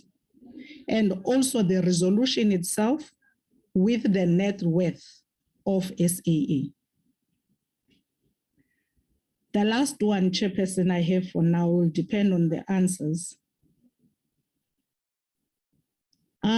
I am not going, Chairperson, to accept the fact that when Honorable Beki is asking how much have we used so far on the SAA, and we're given an umbrella answer, something that's ever since we removed it from Transnet, it has cost us 45 billion. That's not honest. We are just giving that big number to exacerbate the situation, and it actually exaggerated to make it look like SA in its own, South Africa, does not have people that can run SAA. And therefore, with 45 billion, it had failed dismally. We are not being told how many years of that 45 billion, because the 2016-17 financials that were presented here, which we used regularly when we were engaging the business rescue practitioners, the SAA had a loss of less than 2 billion. Look at the revenue and income and look at the operations. There is a very small gap. So how do you then make it look like they had been failing throughout and there is no turning point? It has to be broken down and make sense to us. Where is the 45 billion in the years?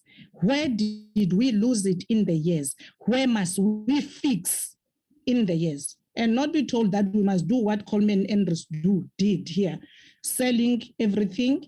And then at the end of the day, the partner gets into problems. We must go and buy our stake back with how much?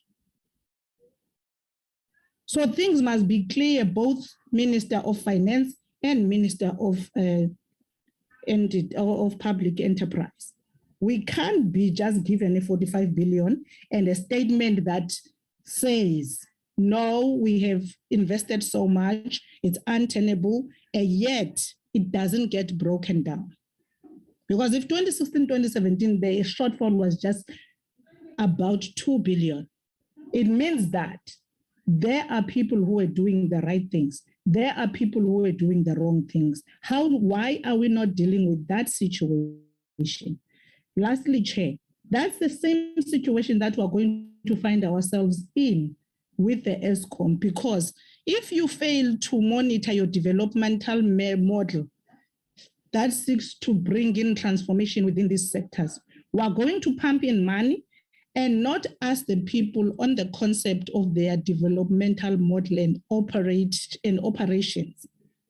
We're pumping money to ESCOM, Kusile, and everyone. No one is developing a mine on anything. At the end of the day, we're going to be told there is a strategic partner that can take over and develop the mine. The same thing now that is happening. There's a strategic partner that is coming to help us build SAA. Yet there is no development model that's clear and strategic enough, which must tell us how are we dealing with the case of SAA, with the money we are bringing in, who's going to monitor it, where is it going? Thank you, Chair. Right, let's get responses to that. Then we'll go to Honorable Liz.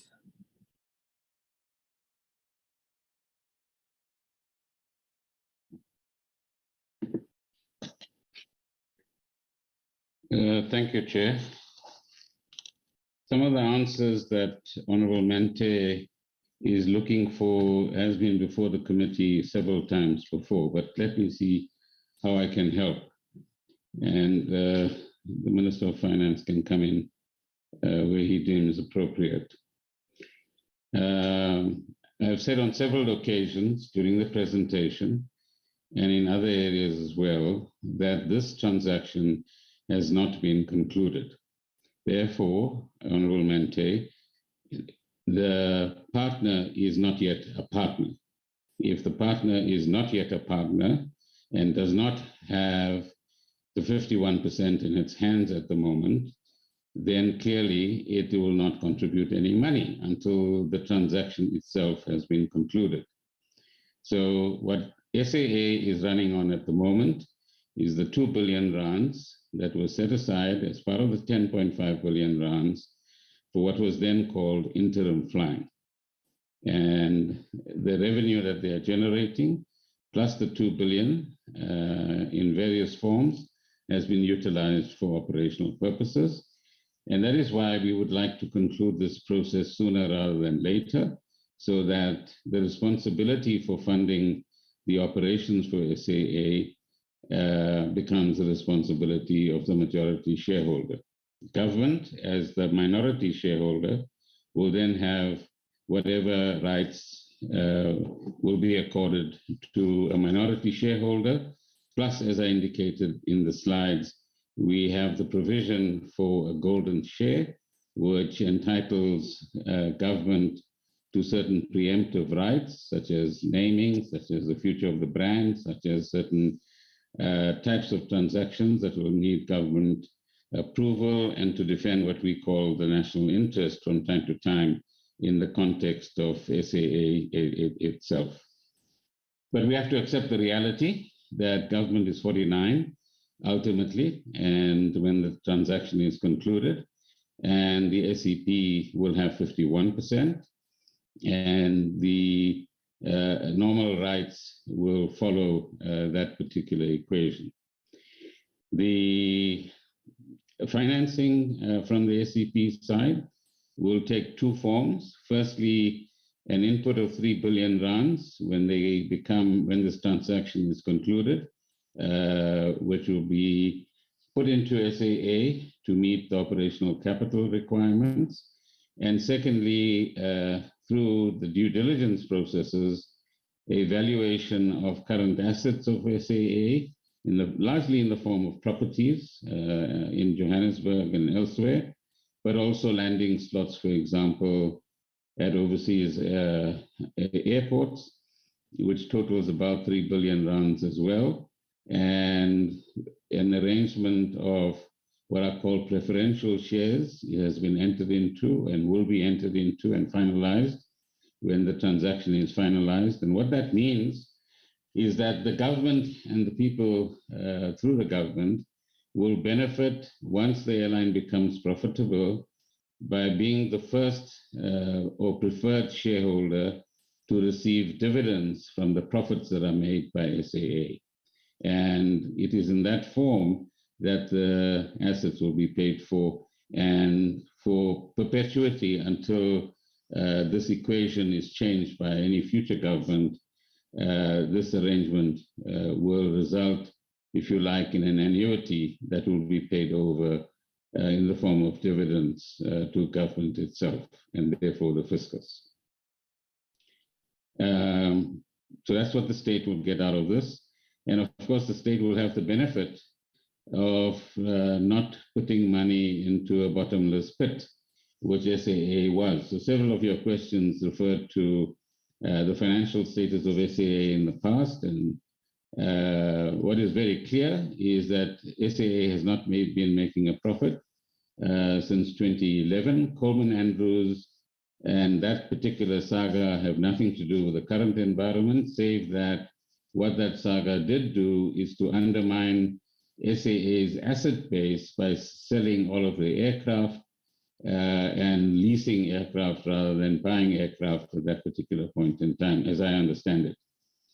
So in this instance, we're not talking about aircrafts, we're talking about the company as a whole. And what we are looking at is how to secure the future of SAA, how to secure the position of currently employed staff, how to expand the airline beyond where it is operating at the moment, and to move away from a scenario where the choice was basically liquidate SAA, which some people had preferred at that time and did all sorts of things to argue that case, versus restructure, reposition, and revitalize SAA with the resources coming from a strategic equity partner. And what is a strategic is you make a choice about whether you want a partner in a particular instance or you don't. And in this instance, government has chosen to bring in a partner with both aviation skills, which will be largely South African based,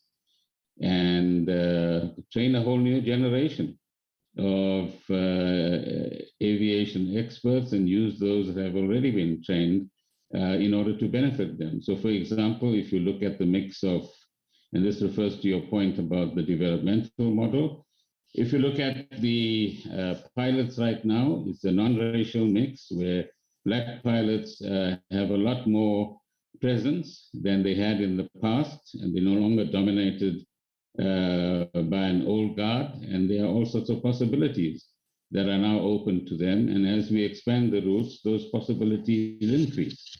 So the critical issue that and choice that face government is liquidate or restructure, and restructure through the provisions of the Companies Act in respect of business rescue, which I think many members of the committee are familiar with now.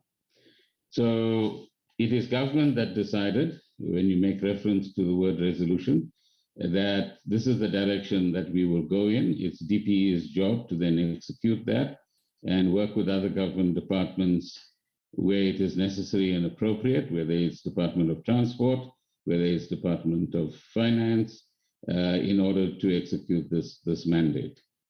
We also, if you remember, had mooted a training and layoff scheme, and some money was made available to that. So there we have to talk with other departments as well to see if funds can be made available, and that process needs to be revitalized as well, with assistance from finances, from CETAs and so on, and hopefully we can get that going again soon. What is government going to benefit?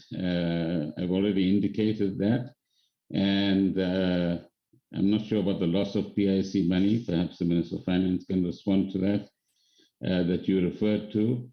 And government's oversight role, I indicated that clearly in response to Mr. Harebe's questions, that when you are a minority shareholder, that's exactly the reality. So SAA will not be registered if this transaction is successful in Schedule 2 of the PFMA as a commercial government entity. But a new,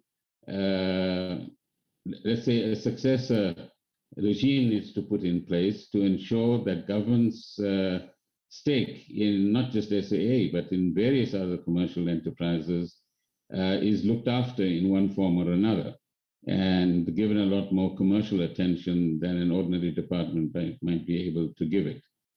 So that's the work that is currently going on in the Presidential SOE Council, and that's the body that I referred to. And when that body is ready and the President is ready, and he has indicated in the State of the Nation address at the beginning of this year that we are moving towards what is called a holding company model, where sound entities that are owned by the state are put into a holding company and run on a professional basis without day-to-day political interference or management of such processes. And that's the end goal that we are driving towards through this particular process. But as those developments take place, Parliament, not necessarily your committee, will be kept informed of progress in that particular regard. Why is NT not pleased with this transaction? Well, I think the Minister of Finance and I have both addressed that question. How did we determine the final numbers? It is determined through the due diligence exercise that we perform on Takatso, and Takatso performed on SAA. And that was the basis upon which the numbers have initially been agreed. If anything changes, then the final agreements will change as well. And we haven't reached that point yet, because I've indicated to you that various regulatory processes have to be concluded still. And once they are concluded, the necessary structure within Parliament will be kept informed as well. Can government buy the stake back? Theoretically, it can. If it decides to do so, it can go to the majority shareholder and say, we want to buy back 10% or 5% or whatever the case might be, which makes government the majority shareholder. But that depends on the future. It depends on any decision that government may make in that particular regard. And it depends on whether the majority shareholder is willing to part and still part with a greater percentage, and whether they still will remain as part of the partnership or joint venture. So theoretically, yes, that's possible. How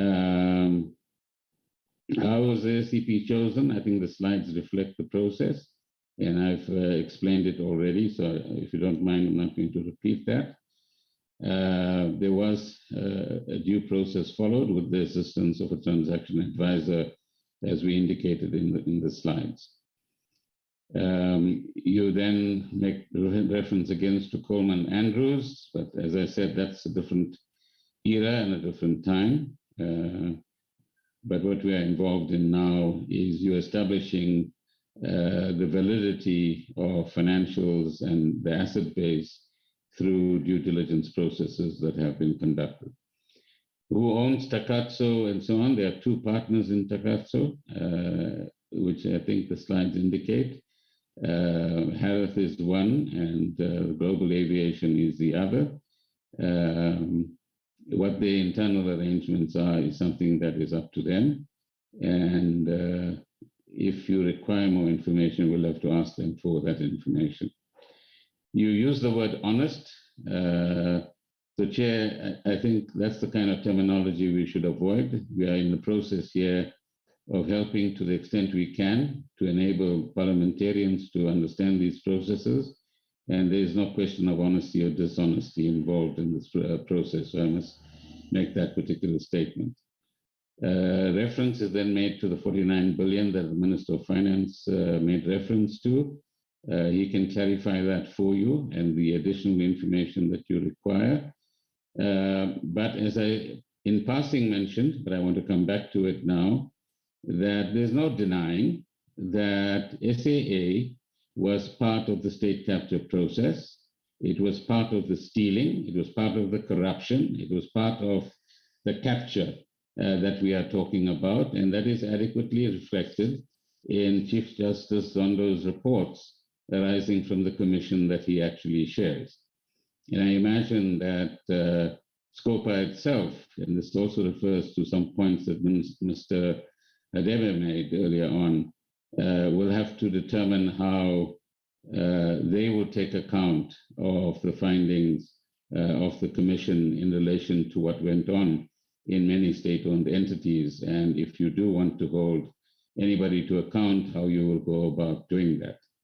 As far as the developmental model is concerned, within SAA, the discussions with the SCP have been quite extensive in this regard in terms of developing Black talent, maintaining the non-racial character of the staff, but in ensuring that Black people have opportunities throughout the system in accordance with the demographic profile of South Africa, that training opportunities need to be opened up, and many of those were blocked, particularly amongst the pilots, but amongst others as well.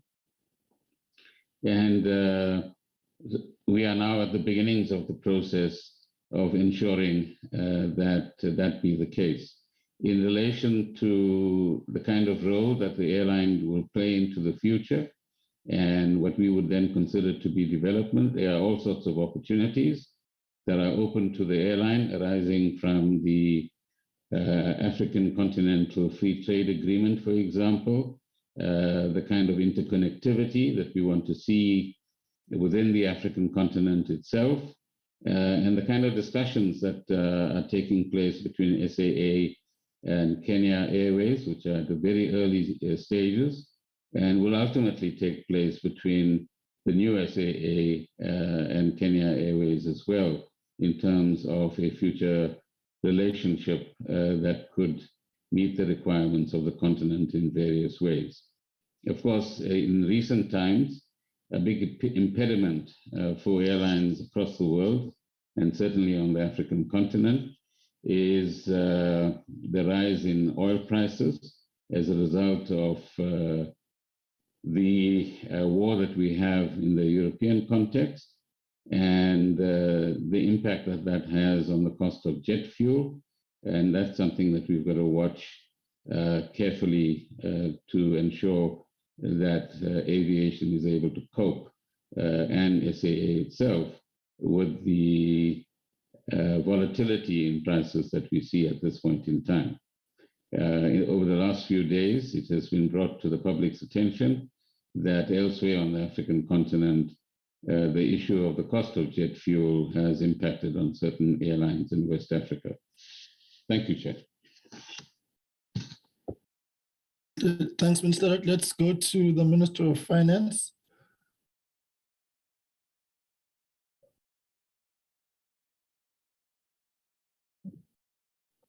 This is the Director General National Treasury, Dondo Mukhajan. I'm with the Minister here, but because the question was of a technical nature, I'm therefore requested to respond. The question from Honorable Mentor was, over the years, we gave 49.7 billion, that's the exact number, 49.71 billion to SAA from 2007 to date. Yes, that's correct. We have a breakdown of exactly how much was spent and for what. In 2007, we paid 744 million for labor labor restructuring plan that was submitted at the time. In 2009, we paid 1.6 billion to SAA for working capital requirements, and there's details, details of what exactly was that for. In 2017 June, we repaid Standard Chartered Bank of 2.2 billion. This was guaranteed debt. In 2017, the same year, we paid Citibank 3 billion. Again, this was guaranteed debt. Repayment of lenders and settlement of outstanding creditors and working capital in December 2017, 4.8 billion was paid. And we paid domestic lenders in February 2019, 5 billion. And again, this was all guaranteed debt. Working capital requirements to keep the airline afloat into August of 2019, 2 billion. Repayment of domestic lenders in September 2019, 3.5 billion. Now, this 22.8 billion, that's the total, was total recapitalization from the state. This was prior to the business rescue. Now, from July 2020 onwards, we paid 3.6 as part of the repayment of post-commencement funding as per the business rescue process. We again paid a post-commencement funding of about 2.1 billion in August of the same year. And then there was a series of payments of legacy debt that was all guaranteed. August 2020, 4.6. July 2021, 4.3. July 2022, we will be paying 1.8 billion as part of the commitment that we made at the time of the business rescue. And then last was in August of 2020, the famous 10.5 billion, which was part of the implementation of the business rescue. Now, when you add all of that up from 2007 to date, the state would have, including the 1.8 that will pay in July 2022, the state would have paid 49.71 billion rand. So, Chair, that's basically the breakdown. It is available, and it's not, secret. It's public information, because over the years, from the 4th administration through the 5th and the current administration, we came to SCOPA and many other parliamentary committees, and the details behind these numbers are available and are there and are on record. Thank you, Chair. Right. Can we go to Honorable Liz? Sorry, Chair, can I just have some few clarifications? All right, briefly. Okay. Honorable Liz, stand by. Okay, thank you very much, Chairperson. One is the Presidential SOE Council, which is developing a model of the oversight on the state-owned entities and where government is concerned. Where the minister said there is a plan and everything and the SONA statement. Are we talking about something that's ever going to take place anytime soon? Or are we talking about a plan of this coming 2 years that's left to be finalized by the 7th administration of Parliament? Because as we speak, we are going to be party to giving money to people who are not going to monitor. We need to understand how do we then play a role in terms of ensuring that there is no fruitless and wasteful expenditure of giving money away on things that we cannot monitor ourselves. That's one. when you say the partner you're looking for is going to bring, it's strategic because it specializes on the aviations and is going to stabilize aviations. In terms of aviations, is very broad. We need to understand what are the aspects of this aviation is it going to bring to us? Is it going to deal with the side of industrialization? Is it just going to deal with the side of manpower and personnel that they are going to hire at SAA? Because this has to benefit our people. So a strategic partner should be strategic in a manner in which South Africa is going to benefit. So please clarify, Minister, what are the aspects of this strategic aviations that this particular partner has got?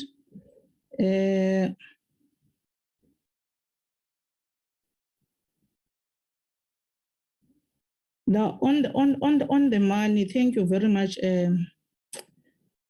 Director General, Treasury. On the money, it's not necessarily the breakdown that I'm looking for. I'm trying to say, we pumped that money in. We failed to monitor it. We failed to put the systems in place. What Coleman Andrews did, indeed, the minister says it was another era, it was another thing. But what we are doing now is massive. He sold aircrafts. We are selling SAA, the entire company. He went for a fraction. We are going for the company. We are replacing corruption with selling off the asset because we can't put systems in place. And therefore, that's why I'm saying when you are monitoring that 49 billion, you can't monitor it as the entire amount.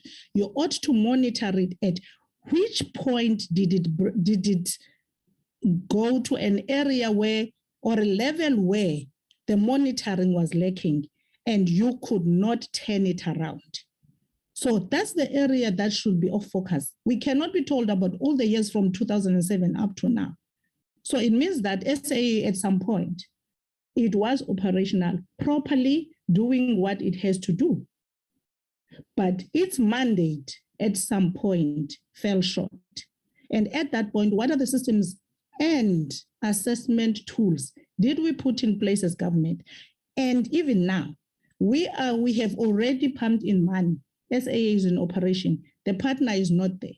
What are the monitoring and assessment tools that we have to ensure that there isn't going to be corruption again? Because then future minister is going to come back and say, it was another error, it was another mistake to sell 51% to a partner that today we can't buy our assets from because they are going to be expensive at that point. And then the last one, Chairperson, the question that I asked has not been answered. Who determined the price of SAA? Because we don't have financials of SAA. Who said SAA is worth so much? Thank you, Chair. Right, let's get responses to that. No, with great respect, Chair, I have answered the last question, and I said that there was a due diligence process on both sides, which resulted in the numbers being what they are. And I'm not sure how much of what is being requested falls within the mandate of SCOPA and how much of it falls elsewhere within the parliamentary system. But nonetheless, let's go through the questions of Honorable Mente.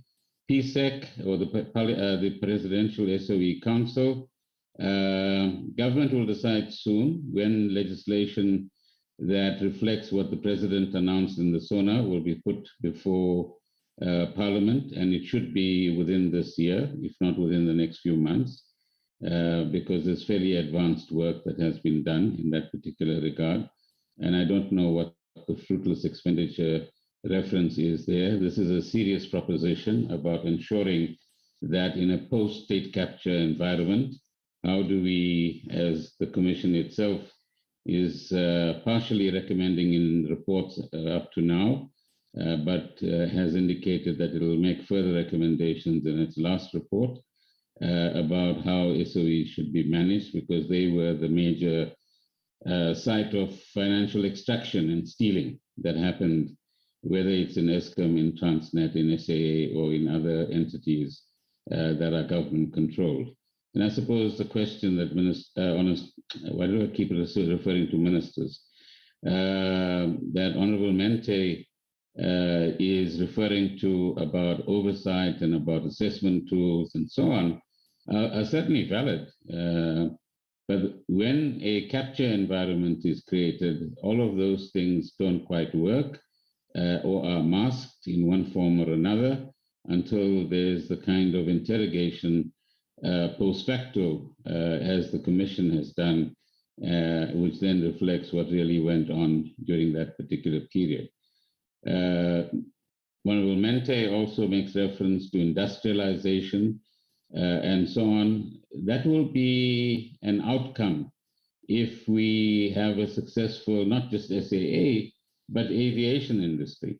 And SAA, as it becomes more stable, as it begins to operate more routes, particularly globally over time, will once again reactivate industries, certainly in the East Rand, close to the airport area. And you know that some municipalities there have been talking about an Erythropolis and so on, and for industrial sectors to be developed even further to the ones that are currently existing.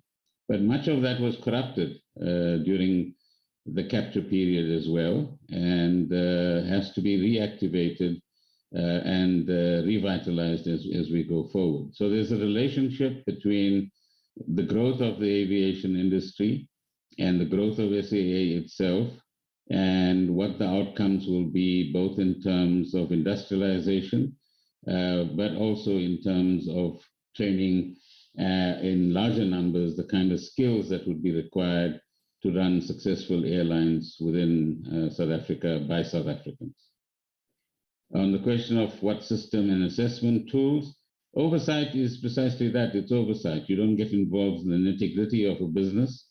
And there must be the right caliber of expertise within government, which from our last few years of experience knows sufficient amount about the operations of a particular enterprise, whether it is in the logistics field, the energy field, or the aviation field, or the rail sector, or whatever sector we are talking about, because it is only then that the state is able to understand what is going on adequately and not rely on superficial processes in order to assess what happens within this kind of environment. So I think some of the system and capability is in place in various parts of government, but my own view is that a lot more of that capability needs to be developed as we go forward. Thank you, Chair.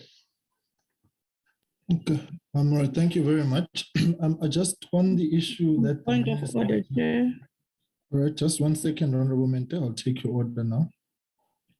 On the issue that the Minister has raised insofar as how much of this falls within our ambit, I think that as a committee, we must in one way or the other bring our interaction with SAA to a logical conclusion, given that our interaction is not new. It started out with the question around the submission of financials, which had not happened from SAA. And of course, there are still 3 audits that are outstanding. And there have been developments which have happened at SAA. And I think it would not be prudent. It would be irresponsible of the committee to not want to be abreast with issues at SAA so that we can conclude them correctly.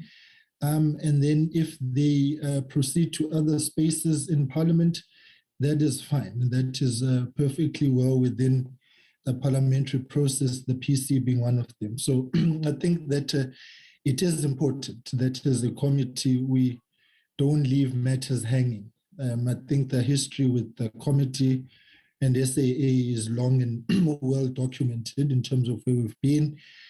I mean, on the eve of the arrival of the business rescue practitioners or the declaration, we were due to go to SAA. So there've been a long series of processes of interaction, and this is a major development at SAA. So I think let's afford that opportunity to tie things down nicely, so that if we are to dispense with it, we do so on the firm understanding of what is happening, to give due regard to processes that may follow. The second point is around state capture in the reports. Yes, of course, the cancer and pandemic of state capture is a very difficult reality for the entire country, given the magnitude of the damage which it did to the country and the economy, and all sorts of things that should not have happened.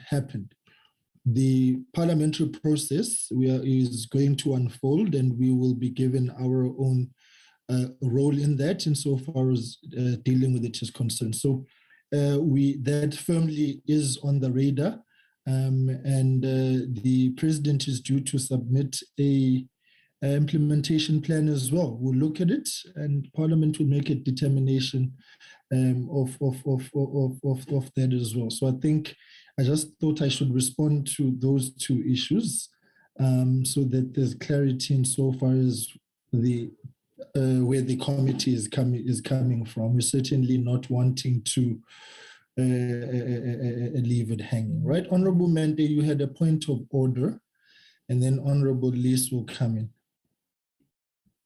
Thank you very much, Chairperson. Your first statement kind of dealt with my point of order, but to add to it is that at this point, we are saving our country, all of us.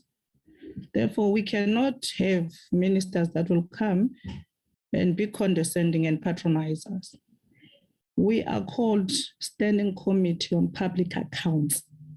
And therefore, anything that is funded by the public purse, we policing it, irrespective of where it is. Siyangena. So it must not bring any gray area. We know what we're doing. Thank you, Chair. Chair, if I may respond to that, please. Right, you can, Minister. I hope that this doesn't now. Yeah, all right, Minister. Well, it all depends on what happens during interactions, Chair. So firstly, let me thank you for the clarity that you've provided on the scope, if you like, of the interactions around SAA. That's very useful. And equally is useful for those listening in to understand where Parliament fits in relation to the state capture phenomenon. And your explanation is very useful for the public to understand Parliament's role and government's role in this particular regard. And to Honorable Mente, let me say categorically that nothing in what I've done or said is about condescension, so I take exception to that. But let's get on with the substance of the business, and we'll ensure that parliamentary accountability processes will be taken care of in the manner in which we respond. Thank you. All right. All right. Honorable Lise.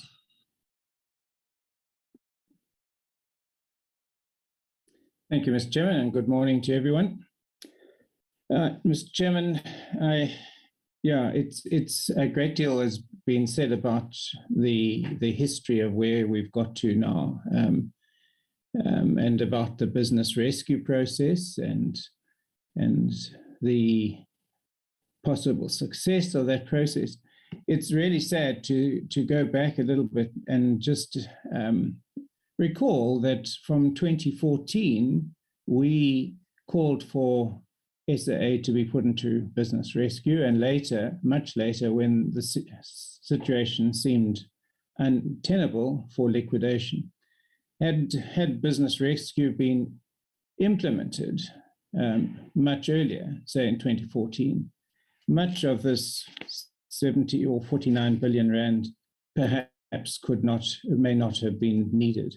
When we were suggesting business rescue, we were ridiculed by government and ministers of government who threw out outrageous figures that such as 60 billion rand is what business rescue would cost. But be that as it may, it eventually happened, and we're now in a situation with trying to deal with a business rescue process, which, in my opinion, has not worked as well as it should do, and I think perhaps even Minister Gordhan would agree that they could have been done better in places. But one of the issues with business rescue, and that's why I raise the little bit of history about where the DA was with regard to business rescue, is that the Minister Gordhan, in his letter to us on the 4th of May, indicated that the banks refused to provide any further funding unless SAA was placed under business rescue. And this morning he's confirmed that, and indeed gone one step further in saying that the banks insisted on a certain person being appointed as the business rescue practitioner.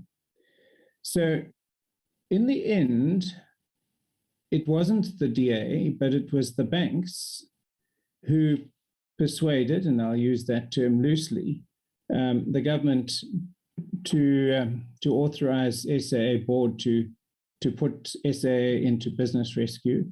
And the banks had government guarantees. They stood to lose no money.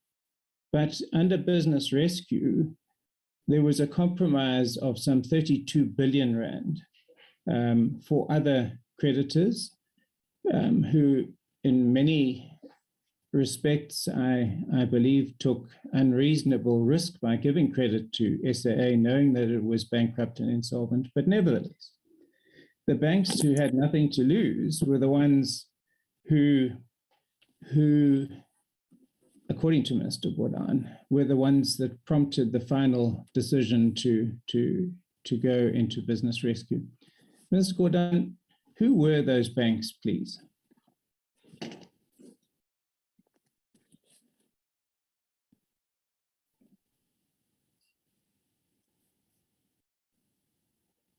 Share your guidance, please. Are we taking one question at a time, or is Mr. Lee going to?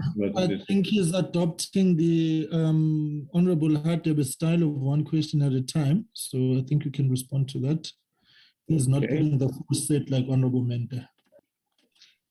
Who were the banks? And I think there were about 4 or 5 banks that were involved. This goes some way back. And secondly, the final interactions were not with the department. They were between the board and the financial institutions, but they would include, I would imagine, the first 4 major banks, if not the 5th one as well. Mr. Chairman, I would wonder if the Minister could consult with, while we carry on, with perhaps the DG and get the names of the banks for us, please. I'm not sure. You know the first, the 4 biggest banks in South Africa, Mr. Lee. Standard Bank, First Rand, ABSA. Am I missing one? There's 3. Nedbank. Nedbank. Yeah. So those are the banks. Thanks very much, Minister. Minister, you make a very strong statement that this whole Takatso transaction and so on has been transparent. I'm afraid, in my opinion, it's been anything but transparent, and indeed, even now, there are many aspects where we are not getting replies to our questions. But nevertheless, that's my opinion, and you'll, I'm sure, have a different opinion. But I suspect that my opinion is fairly widely held. May I now address Mr. Dongondwane, Minister of Finance? Can I respond to what you've said, Mr. Lee? Sure. It wasn't a question, but that's my opinion, Minister. No, sure, but I also have an opinion. So I think I must have an adequate opportunity to respond to you, because yours it shouldn't be just the last word, if I may say so with great respect. But I was responding to your opinion. Okay, all right. No, may I respond, please? Wait. I think that in as much as there is going to be the latitude for members to put one question at a time, as Honorable Hatebe did, let us also, however, not engage in a dialogue which may now be outside the ambits of questions, please, and maintain just, a sense of interaction which does not muddy the waters. So, Minister, you can respond to that, the statement that he has made, but let's respond to that, the issues, and leave other issues aside. Right, Minister, over to you. No, I'm not raising any other issue. All I'm asking for is the courtesy of a reply. And the reply is, as far as we are concerned, within the reality, as I mentioned in the presentation, that this is a commercial transaction, and within a commercial context, some information will be very transparent and open right now. And when the process is concluded, other information will be made available that is necessary to understand the transaction.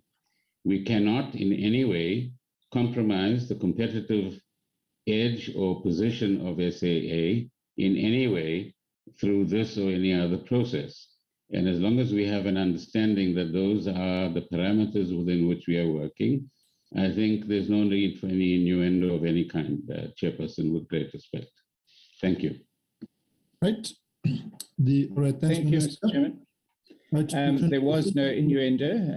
It's my opinion, and it remains my opinion, sir, but thank you to the Minister for responding. May I, Mr. Chairman, ask the Minister, I'll get to you, Minister of Finance, on Minister of Public Work, Enterprises, and perhaps it should be actually the board chair who answers, but anyway, let's see who answers.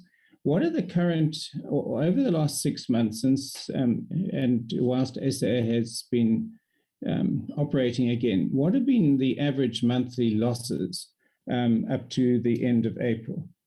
Or end of March, for that matter, if that helps.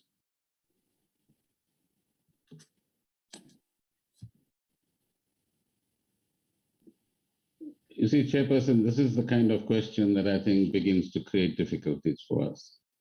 So can I please get an understanding with yourselves that information that is of a competitive nature is information that might not be available now. Can the DM's gadget be muted? Mr. Maswale, please mute. Just 1 second. DM. Hello, DM.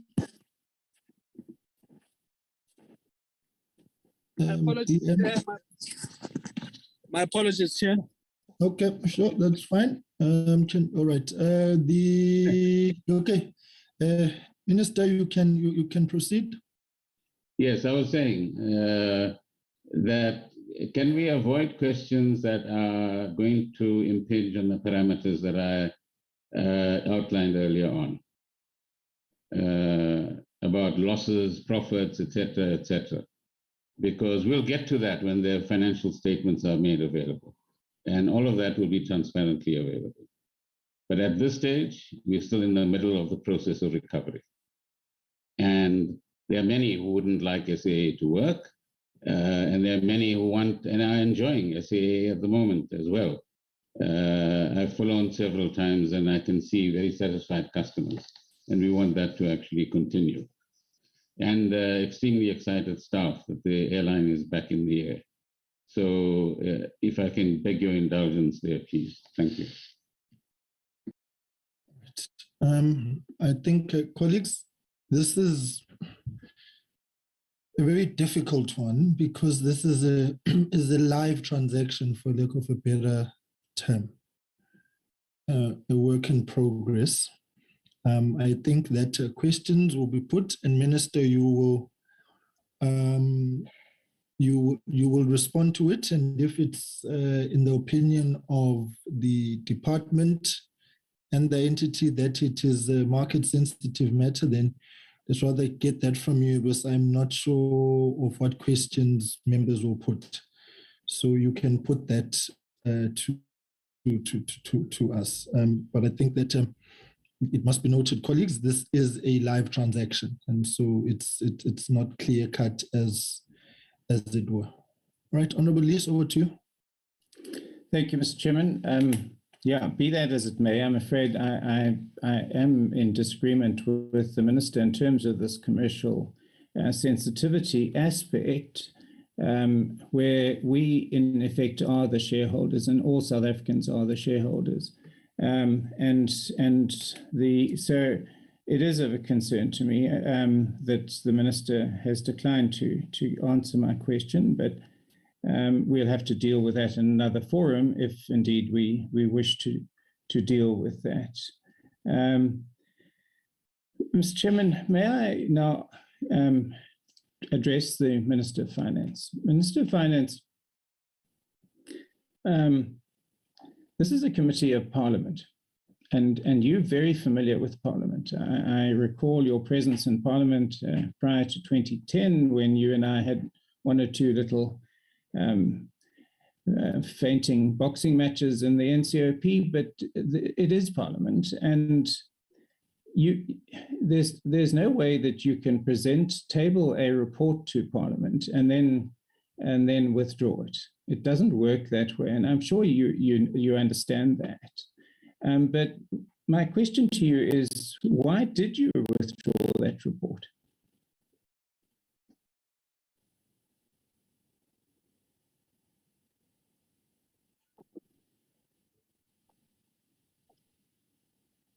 I did not withdraw a report. What happened was an internal document which was discussing the question posed to me by Parliament. You will see in that document, at the back of it, are the answers to the question. It was an internal document, a briefing to me.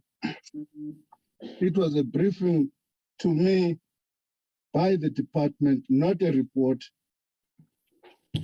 as a background to answering the three questions that were posed. So it was not a report to Parliament. All I did was to withdraw that document because it was not a report to Parliament. It was an internal discussion document sent to me, and there's nothing sensitive in any way to that document. Thank you. Thank you, Minister. Yeah, look, I mean, I've got a copy in my hands, and it's titled National Treasury. Precisely. Yeah, precisely. Can I finish? Precisely. Can I finish? Can I just, okay, I'm just explaining it. That's precisely the point I'm trying to make about that thing. It says presentation, right? It was an internal document. You will see at the back, then it begins to answer the question.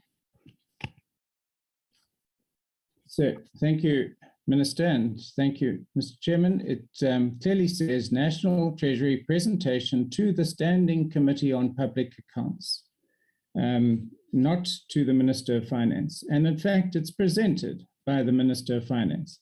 But be that as it may, it's now in the public domain, and we have it. So it worries me in a sense, Mr. Chairman, that the impression I'm getting is that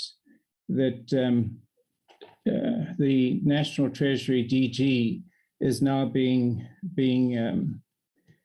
thrown under the bus even by his own minister in a sense. But the presentation, I think, makes it very clear that the National Treasury was not involved in the substantive matter of the agreement with Takatso until after that agreement had been signed. And the Minister of Public Enterprises has stated a couple of times this morning that the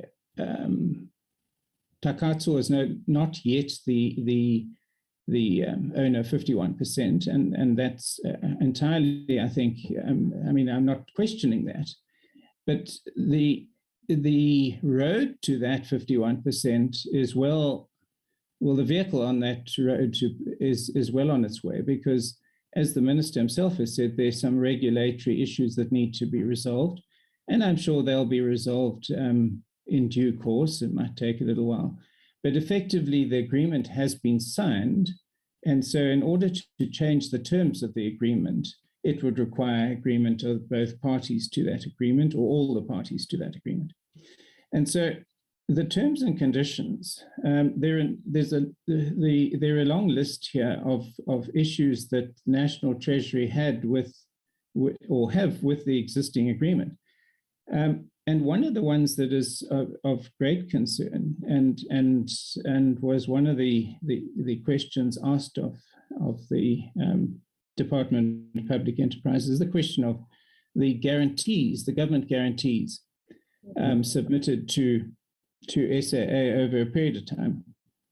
Now, on the one hand, the DPE presentation states that the guarantees have been cleared, and but the National Treasury document indicates that the Takatso agreement, signed agreement, requires that the guarantees remain in place, and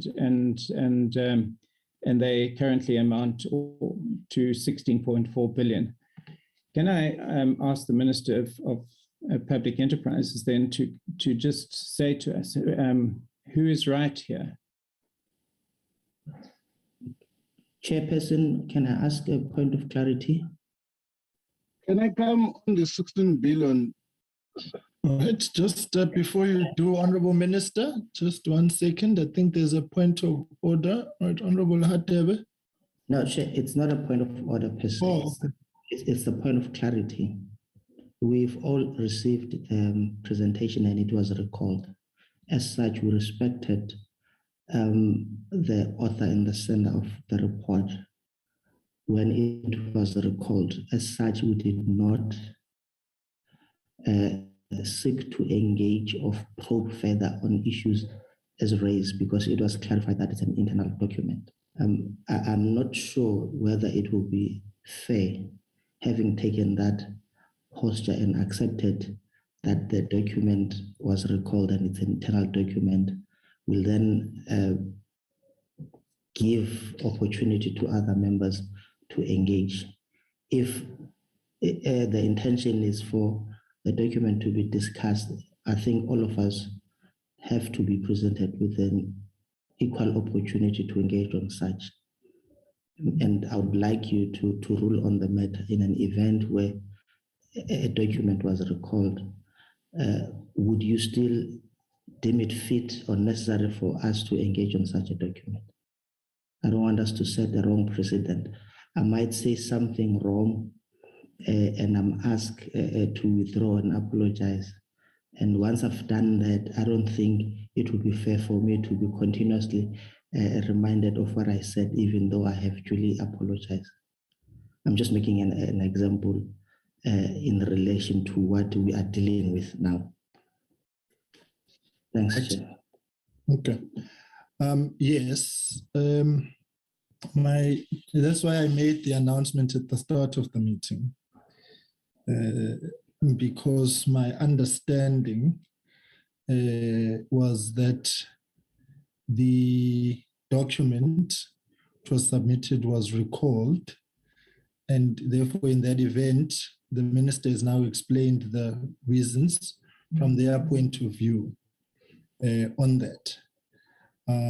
So the issue ends there, in the sense that National Treasury is saying that they will provide other explanations to the questions and not necessarily now attach them to the presentation. And that is why I had given the Minister of Finance an opportunity after the public enterprises presentation to make comment on the issue. And I think he is going to have an opportunity to respond now to the matters that have been raised. But as it stands, we can't bind National Treasury to a document that they've recalled. So it's got no locus standi in that sense, because they've recalled it. So there's no National Treasury presentation before us as things stand right now. So that's that on that. And the minister was going to respond to that. I think he wanted an opportunity to comment on it. So let's allow him to do that. And the Minister of Public Enterprises was coming in as well. So let's start with National Treasury on that, and then go to Public Enterprise. But as things stand now, that document has been recalled.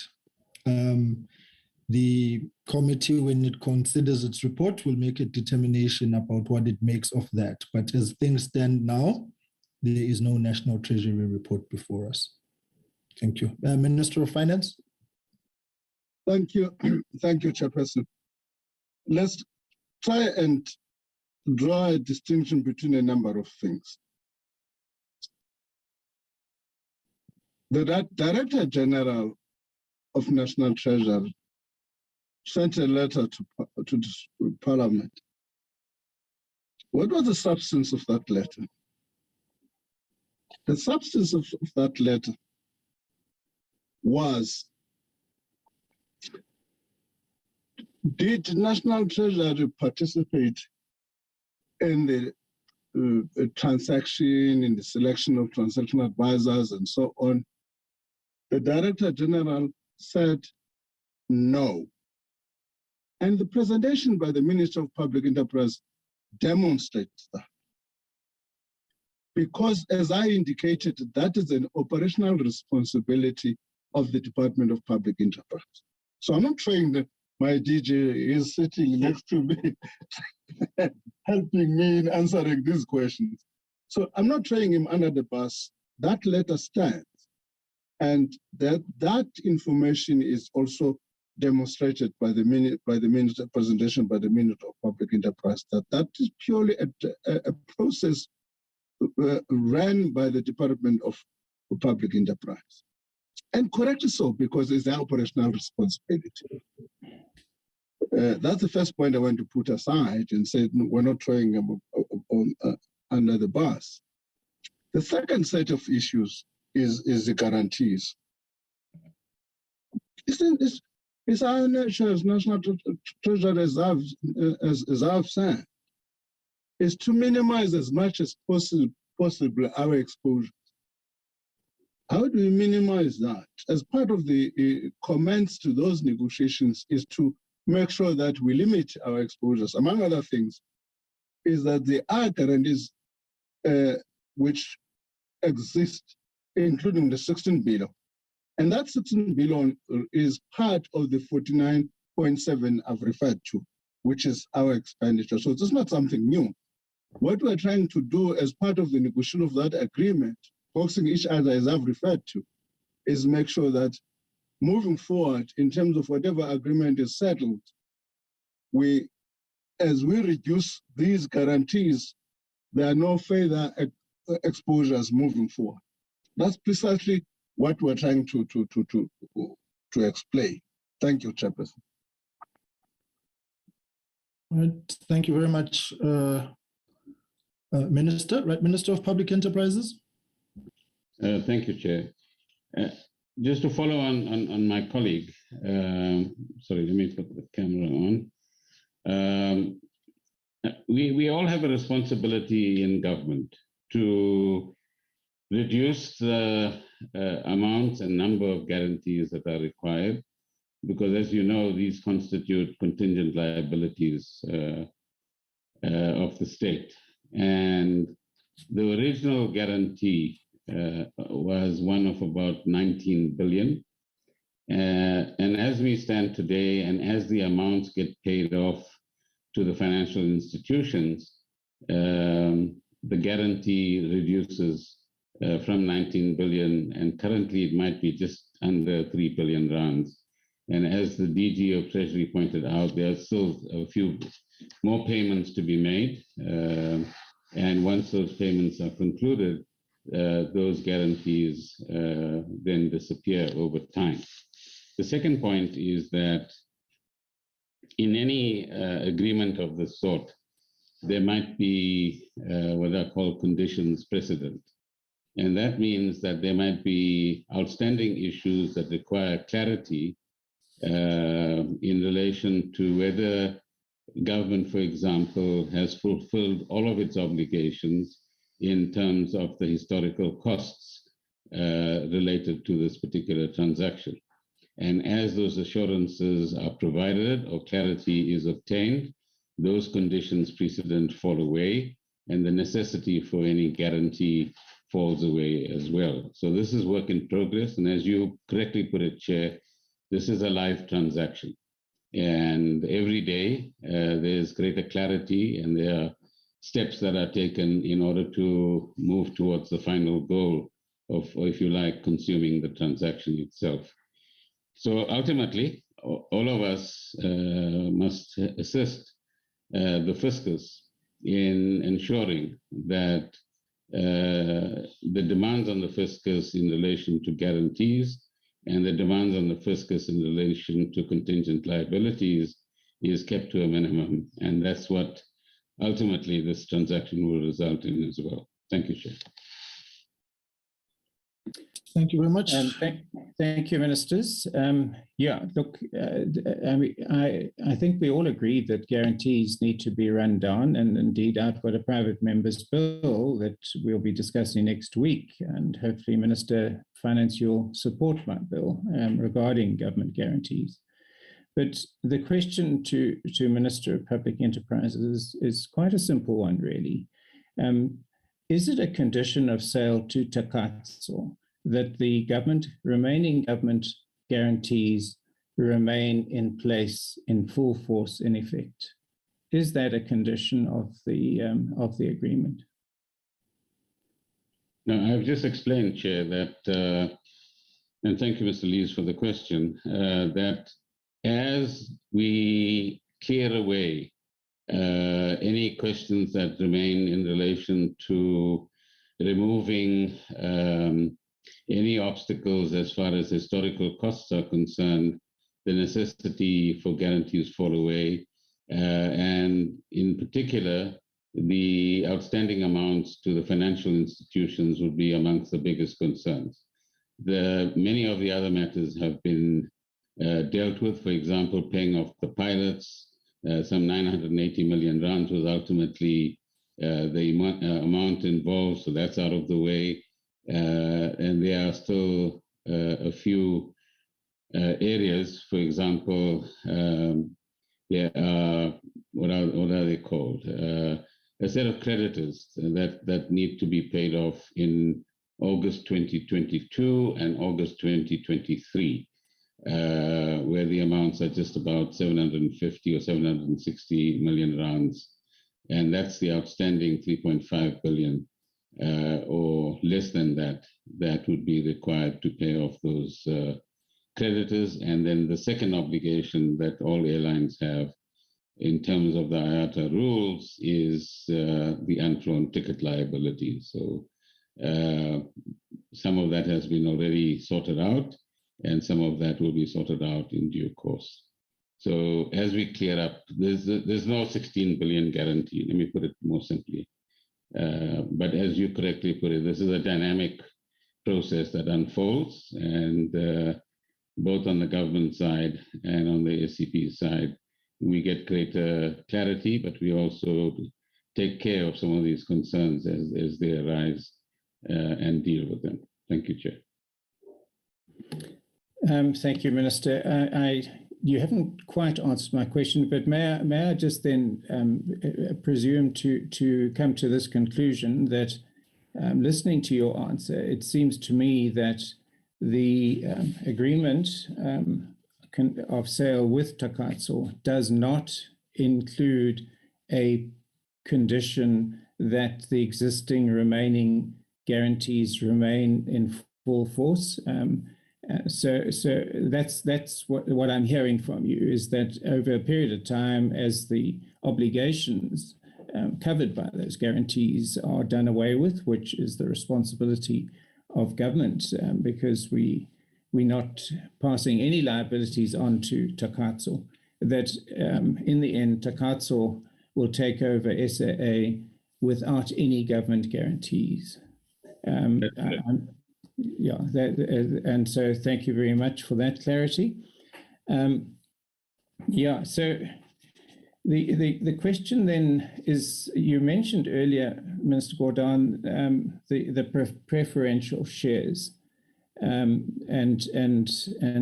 the reason that you're suggesting that that's going to be put in place.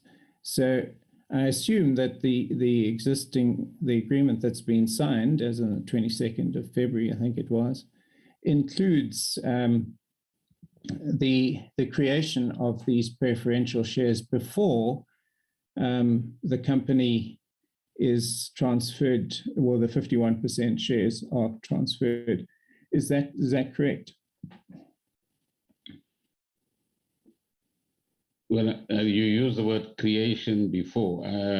These are matters that are being handled by teams of lawyers at the moment. What I was indicating is the direction that has been taken in relation to the creation of preferential shares as a mechanism by which government benefits in the long term over a period of time once the airline becomes profitable. So in terms of when they are created, that's the part of the matter. That's a legal process that I can't comment on at the moment. But I can get clarity from the lawyers and provide it to you in some other form. Okay, so, but I mean, it must be part of the agreement that was signed, that those shares would be. Thank you. So, Mr. Gordhan, I understand the motivation in the sense that it's somehow going to give government and taxpayer access to profits, preferential access to profits that may or may not materialize out of SA in the future. And I really do hope that there are profits. It's quite easy when you're the majority shareholder to manage the company in a way that profits are minimized. But yeah, time will tell. I'm sure. I mean, we're all hoping, like you, that there will be a profit if the deal goes through. So yeah, that's a concern. Is that that preference share isn't actually going to result in anything material in the long run or the short run. And so in the end, what happens is that Takatso get 51% of the shares of a completely liability-free SAA, but with some significant assets, as you yourself have listed. And there's no real financial benefit to the taxpayer and the government. Of course, there's the benefit that hopefully we won't have to bail out SAA in the future. I am a bit concerned that the not having access to the terms and conditions of the agreement, that indeed the taxpayer will not be spared from future funding commitments, but I have to take your word for it, Minister. So, yeah, we'll really need to see the conditions contained in that agreement, and I really do think that we need to see that agreement now rather than later. But yeah, be that as it may. Minister, you also, I think, made a reference to... Sorry, Chair. Yeah. With you, carry on, Mr. Minister. Chairperson. Minister, yes, you can proceed. Now, I think if Mr. Lees can be much more helpful if he poses clear questions so that we know what we are responding to. If there's all sorts of commentary, which is entitled to, I suppose, then I'm forced to intervene like this when he wants to move on to the next point. So it'll be useful if we can crystallize one issue at a time, clarify it, and then move on. So that's the one request to you, Chair. But to respond, if I may then respond to Mr. Lees and some of the comments he's made. Sure. So firstly, Mr. Lees, I'm glad that you can find agreement with government on the preferential share approach because of the benefits that it will have over time. Secondly, true, any business management can reduce or extend profits depending on the circumstances. But in this instance, government is not going to ultimately not going to be passive 49%. It will be able to exercise its rights in that particular regard. And one hopes that those who will be given that responsibility as we go into the future are able to exercise their muscles in an appropriate way to ensure that there isn't a disadvantageous approach as far as the public sector is concerned in this relationship. And then thirdly, the aim of any commercial enterprise should certainly be that it must make a profit and that its shareholders must actually benefit at the end of the day. Otherwise, the shareholders will start raising concerns about whether the enterprise is being run properly or not, which is what in normal commercial sense will happen. And one works on the basis that that is how SAA will operate into the future. Thank you. Thank you, Minister. Minister, just correct me, I seem to recall that you made reference to some research being done in terms of the due diligence. Let me just find it. I'm sorry about this. That there was due diligence done, I think, by Norton Rose Fulbright. Is that correct? If so, can we have a copy of the report, please? There were various sorts of due diligence exercises conducted, and they were conducted depending on the type of assurances that were required with the necessary professionals, so that is correct. And secondly, again, I'll have to take legal advice on whether this, being what the chair has correctly called a live transaction, enables us to provide you with that report. So let me consult with lawyers in that regard and then get back to you. Thank you, Mr. Chairman. Thank you, Minister. Minister, SAA currently is a creation of an Act of Parliament. The SAA Act, I forget the numbering and the year and so on. What measures are in place and how will that Act be amended to accommodate this change in ownership?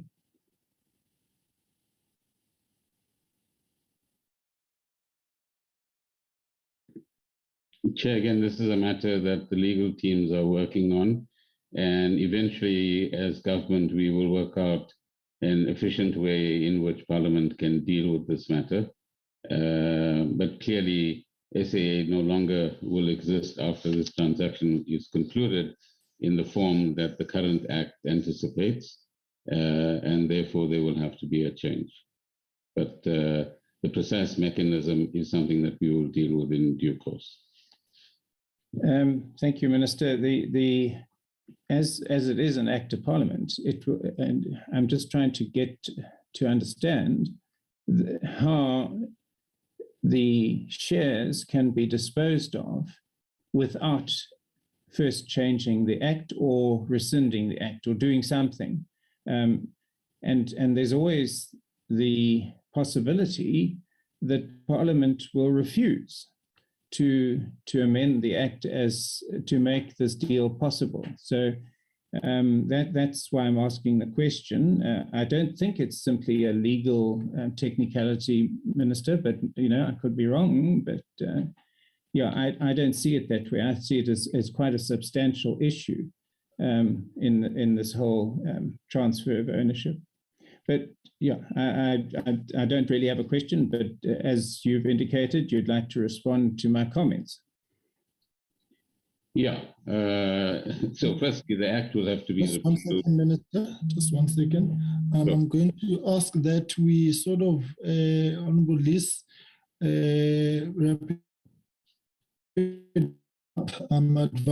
I'm reminded that there is this afternoon at 2. And so we are expected to conclude meetings by 1300 hours to allow members to transition from committees and so on. And we still have Honorable Somio who has got questions to ask. All right, Minister, over to you. So let me help you by being very brief. The Act will ultimately be repealed, but the transaction has to be concluded first. And there's also the question of what is the relationship between the Companies Act and the SAA Act, and which informs what process. So, but the ultimate exercise that will be a parliamentary responsibility will be the repeal of the Act. Thank you, Chair. Thank you, Minister. Given that I'm being pressurized by the chair now to wrap up, let me leave it at that. It's Minister, you and I have go back a very long time in our debating, and I think we remain friends through it all. Well, I certainly hope we do, even when I'm sometimes rather rude to you, and occasionally you may be a little bit less polite than I would like to me, but I won't call you rude, but thank you for the answers that you have given. I am disappointed that we're not getting a full disclosure as I think we should. But there you are. That's it. And thank you to the Minister of Finance. I'm sorry that we haven't heard more from the DG of Finance. Mr. Makojane, it's going to be a sad day when you leave us in a week or two's time, or you leave the state employ.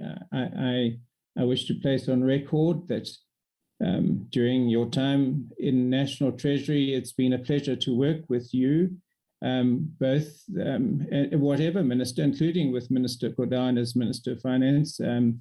Thank you for your contribution to ensure that the state capture and the finances, the funding of the country have remained above state capture in the respect of National Treasury, certainly. Thank you very much. And I really do hope that you have a happy recreation in some other role, and that we bump into each other again. Thank you, Mr. Chairman. Thank you very much, Honorable Liz. Right, Honorable Somia. Thank you, Mr. Chairman. Thank you, Mr. Liz, for the compliment, and thank you very much. This is the DG again. Sorry, Chair, I'm dodging into your meeting. Yeah, I'm seeing that there's a sense of camaraderie, Honorable Liz and Minister Godana, good old pals, and so, yeah, both of us have been at it for many years, Chair. Yeah, all right. But I hope we'll be responsible also. No, we'll come to you at DG Bamba. Right, Babu Sami, over to you. Well, thank you very much, Chair. Good afternoon, the ministers, DGs, colleagues. The matter which has put on a number of questions is a matter that relates to the sale of SAA. And this morning we've heard that that sale does not refer to the entity. It therefore couldn't require the extensive involvement or consultation with Treasury, though there's acknowledgement of Treasury's involvement in terms of the areas where there were consultations. And secondly, in the same way, we've heard that therefore that responsibility resides with those who are on the line in terms of accountability, which is the department concerned, which is DPE. My question is a question which the minister has answered, which was posed by my colleague Mente, in terms of the actual cost, which would have determined the percentage split towards the strategic shareholders and what is being held by a government, 51-49 split. And that answer begins to be indicative and filters into the effect that currently this deal has not been finalized. And therefore, the actual areas that relate to the operations are in the hands of the strategic partner, which is in this instance the chosen and preferred provider. And therefore, Minister, I tend to be comfortable when it had to be stated in that form. But the pertinent question for myself is that are there any timelines for the actual finalization of this deal? Because the area which determines stability is the area that relates to the finalization of the deal, and therefore the exposure of such a kind of a contractual agreement to those who contribute as taxpayers generally. So far, nothing of the sort that is summed into the exposure of the populace. Thank you, Honorable Samuel. You've been right in all of the comments that you've made. And as far as timelines are concerned, in general terms, we would like it to be sooner rather than later. There have been a few obstacles that have delayed the process a bit, because I would have preferred the regulatory processes to have started much earlier in the year. But I will keep Parliament informed once one or two of these processes are on the way. And the hope is that in the next 2 months or 3 months, at the latest, we must be able to conclude all of the regulatory processes and finalize this transaction. But, you know, when lawyers are involved, you never know which way things are going to go. But that would be our intent. Thank you, Chair.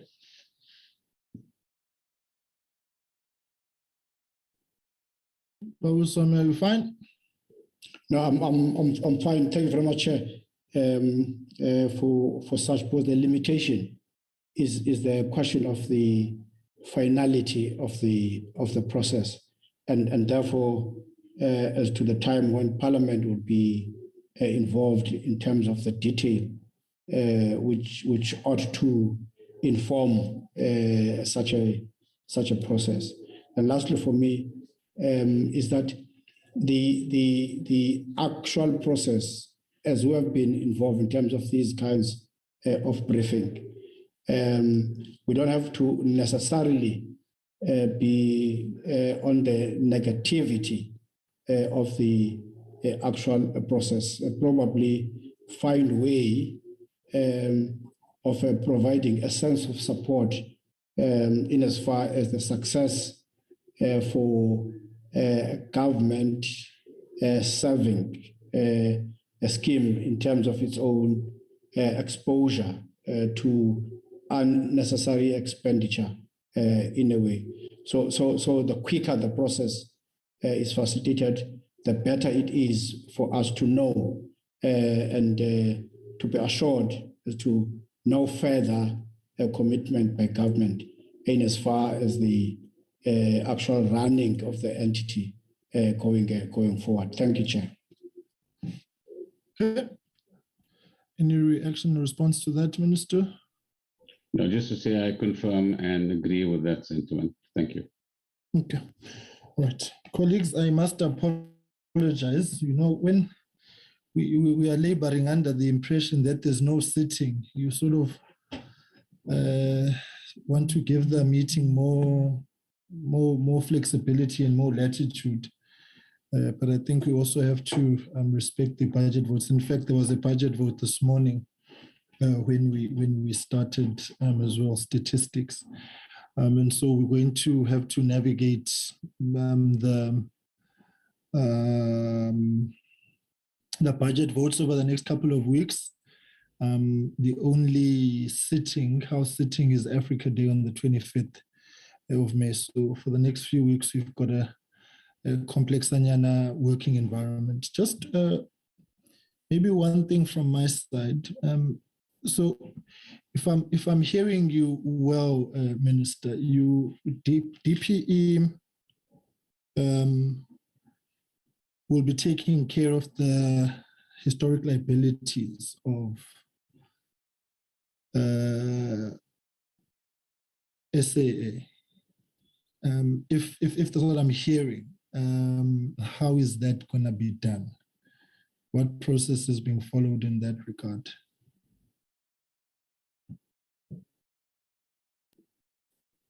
That has arisen, Chair. Thank you for the question.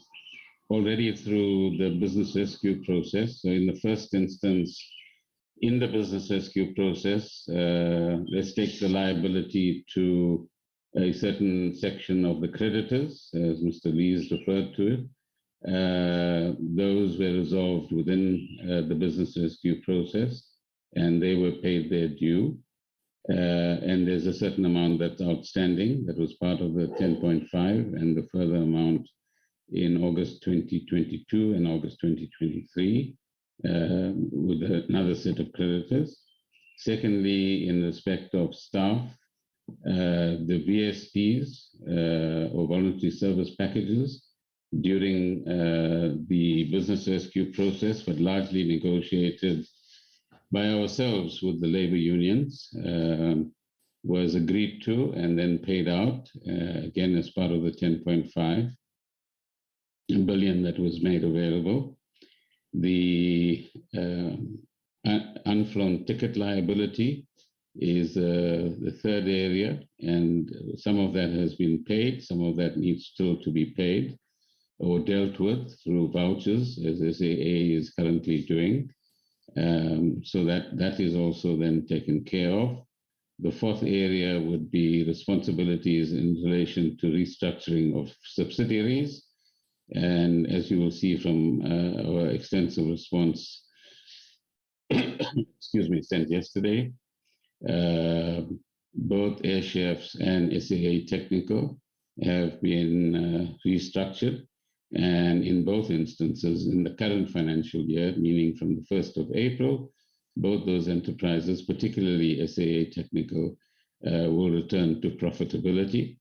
And that is a consequence both of stabilizing operations and putting in proper management on the one hand, but also reducing the cost structure and regrettably staffing through that process as well.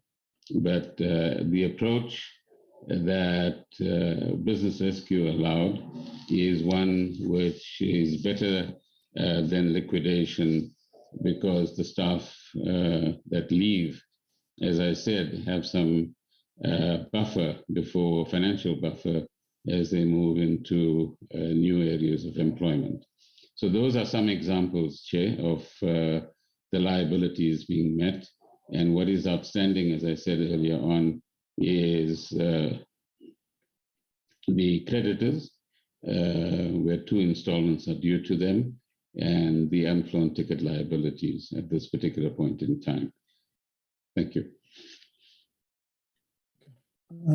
Thank you very much, Minister, for that. I think those are matters that we may want to probe further at some point. I think, colleagues, I'm going to ask that we bring this meeting to an end there. So on the basis that, of course, this is a matter that is a work in progress. It is a live transaction, and it is uncharted waters in the kind of circumstances in which we find ourselves in. And of course, there are still audits that are outstanding, which of course is fundamentally our purview. And that is wherein we may be able to find, to a large extent, the questions which, the answers rather, to the questions that we have. And I wish to reiterate that the current events, the developments that have taken place at SAA have compelled us, of course, to sort of keep our eye on that ball, because our initial basis of interacting with SAA was and continues to be that we wanted the financials. Because there has to be a logical parliamentary conclusion on this matter. And well, of course, the submission to Parliament of the financials and annual report is a requirement of law. So that is why then SAA will remain firmly on our radar, and that as is common cause, SCOPA does the post-mortem of financial management or mismanagement in the public account space. So those audit outcomes that have been concluded and those that are outstanding will still have to be interrogated by the committee in any case. So this pending transaction, or as it's ongoing, does not deter us from that responsibility. So that remains firmly on the table. That's the first point. So I think colleagues, as indicated, we will find time as a committee to discuss this matter and other related matters in terms of onward communication processes. And I'd like to take this opportunity to thank you, colleagues. I think you have, been very thorough in your questioning today, and I think we move closer to a broadened enlightenment. I just think that the complexities which are involved currently are necessary to strengthen Parliament's own oversight on entities. So maybe, Minister, I think that must also be appreciated, that we must use this as a case study on how we can improve parliamentary oversight, particularly over SOEs, which remain a perennial headache because of events of past. But it is us who are in, positions of responsibility at this point, and therefore we must be equal to the realities of the responsibility. The realities of state capture and related matters are not in dispute. I think all of us agree of those fundamental realities that took place there. So there will be ongoing interaction, but I think it remains a live transaction, as I've said, and it must run its course so that we can then see how it goes. The third aspect, colleagues, I am in receipt of a letter from the leader of the UDM, which will be circulated to colleagues on SAA-related matters as well. It was brought to my attention yesterday. You will receive it as part and parcel of the flow of information that is there. I really want to thank the Minister of Public Enterprises and the Minister of Finance for appearing and for appearing to the committee this morning. I think that they have given the responses which fall within their space of responsibility, and we will digest them as we should, and then see where we do that. Noting what Honorable Lisa said as my last comment insofar as the DG of who National Treasury is concerned, one can only say thank you, sir, for your service to the country, and we wish you well in your future endeavors, with the hope that you will not be lost to the public service. I think that there have been series of investments that government and the state and the public have made in you, and you must be readily available to assist the country in what is a very difficult task of unscrambling the egg of, well, all that is wrong in the public service. We can only say well done, good and faithful servant, and hope that National Treasury will insulate itself from the continued brain drain, which is there, the loss of institutional skills, knowledge, and expertise which have served National Treasury in good stead, continues to worry us. So, Baba, we wish you well, and I think we will be able to leave it at that. And so, colleagues, we part in the meeting on the understanding that the SAA matter is a work in progress, and that there are developments that will be taking place, and we will be touch basing with them as and when it is necessary. Right, Honorable Hadebe with an H. No, thanks, Chair. Since we are in the mood of sending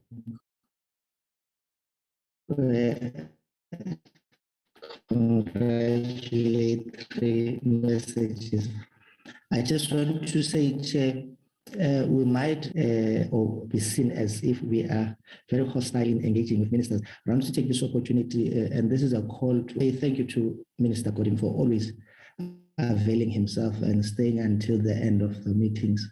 We have had instances where ministers come and leave in the middle of the meeting. We might be hostile to one another, but one thing he does, he stays until the end of the meeting, and we call upon all other ministry to follow suit and take heed to what the minister is doing as a sign of accepting oversight and accountability when it comes to the Standing Committee on Public Accounts. We really appreciate your time, but that does not mean we're going to be treating each other with kids' glove, Chair. But I thought I should congratulate and show our sense of gratitude. It makes our oversight much more easier. Thank you so much. I was Kulumele Sonke Pungan.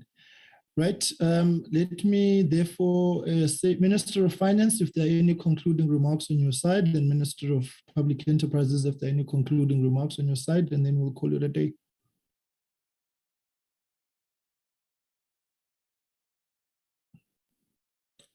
No comments, sir. All right. Thank you much, Minister of Public Enterprises. No, thank you, Chair, and thanks for this interaction, and thanks for the understanding as you've actually created a new phrase, a live transaction. So this is a live transaction, and you're absolutely right that there's no precedence in this particular instance. So I think it's important that we feel our way collectively through it. And I think the key, Mr. Lee, is apart from knowing each other in friendship, is even in robust debates, we must continue to have a sense of mutual respect amongst us, and that will take us a long way. And finally, Chair, your point about oversight, I think, is an important one, that there are lots of lessons, not just for Parliament, but also for ourselves in government, as I pointed out earlier on. And we have to constantly reformulate what oversight means. Particularly in the depth of knowledge that is required, but also the depth of information that is required in order to conduct proper oversight and learn the lessons of the state capture period and undertake whatever systemic changes are necessary in that regard. But thank you for the interaction this morning. Right. No, thank you very much, Minister. Colleagues, thank you. I think we are all in agreement about the realities of state capture.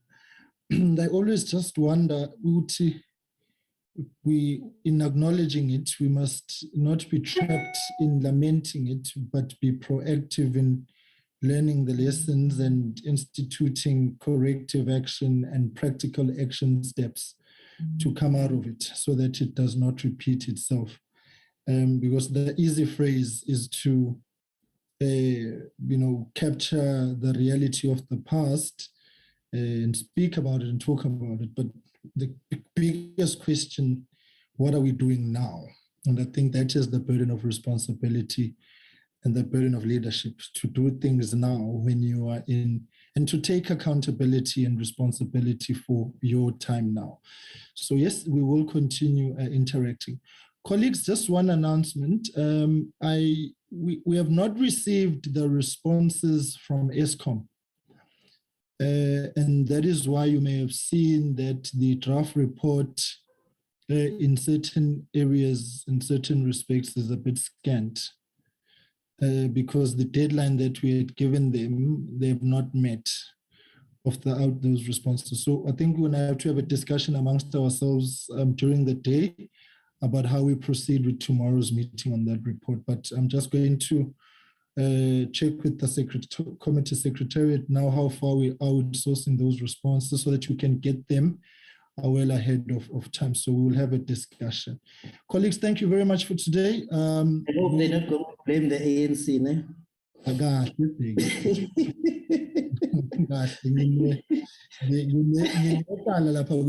Powers and privileges. I'm just saying, I hope it's not the mess of the ANC that we're not getting the right. So we will be in discussion as that about that, so we can see how we structure that particular one today for tomorrow. It's just, but we have not received it, so we may be handicapped in proceeding tomorrow. But again, we will see how it goes. Colleagues, there are budget votes at 2 o'clock, so let's, without any further ado, thank you very much, and the meeting stands adjourned with the understanding that the matters of SAA are ongoing, and therefore the interactions are ongoing. Thank you very much. Thank you, Chair. Thank you, colleagues and the ministers. Recording stopped.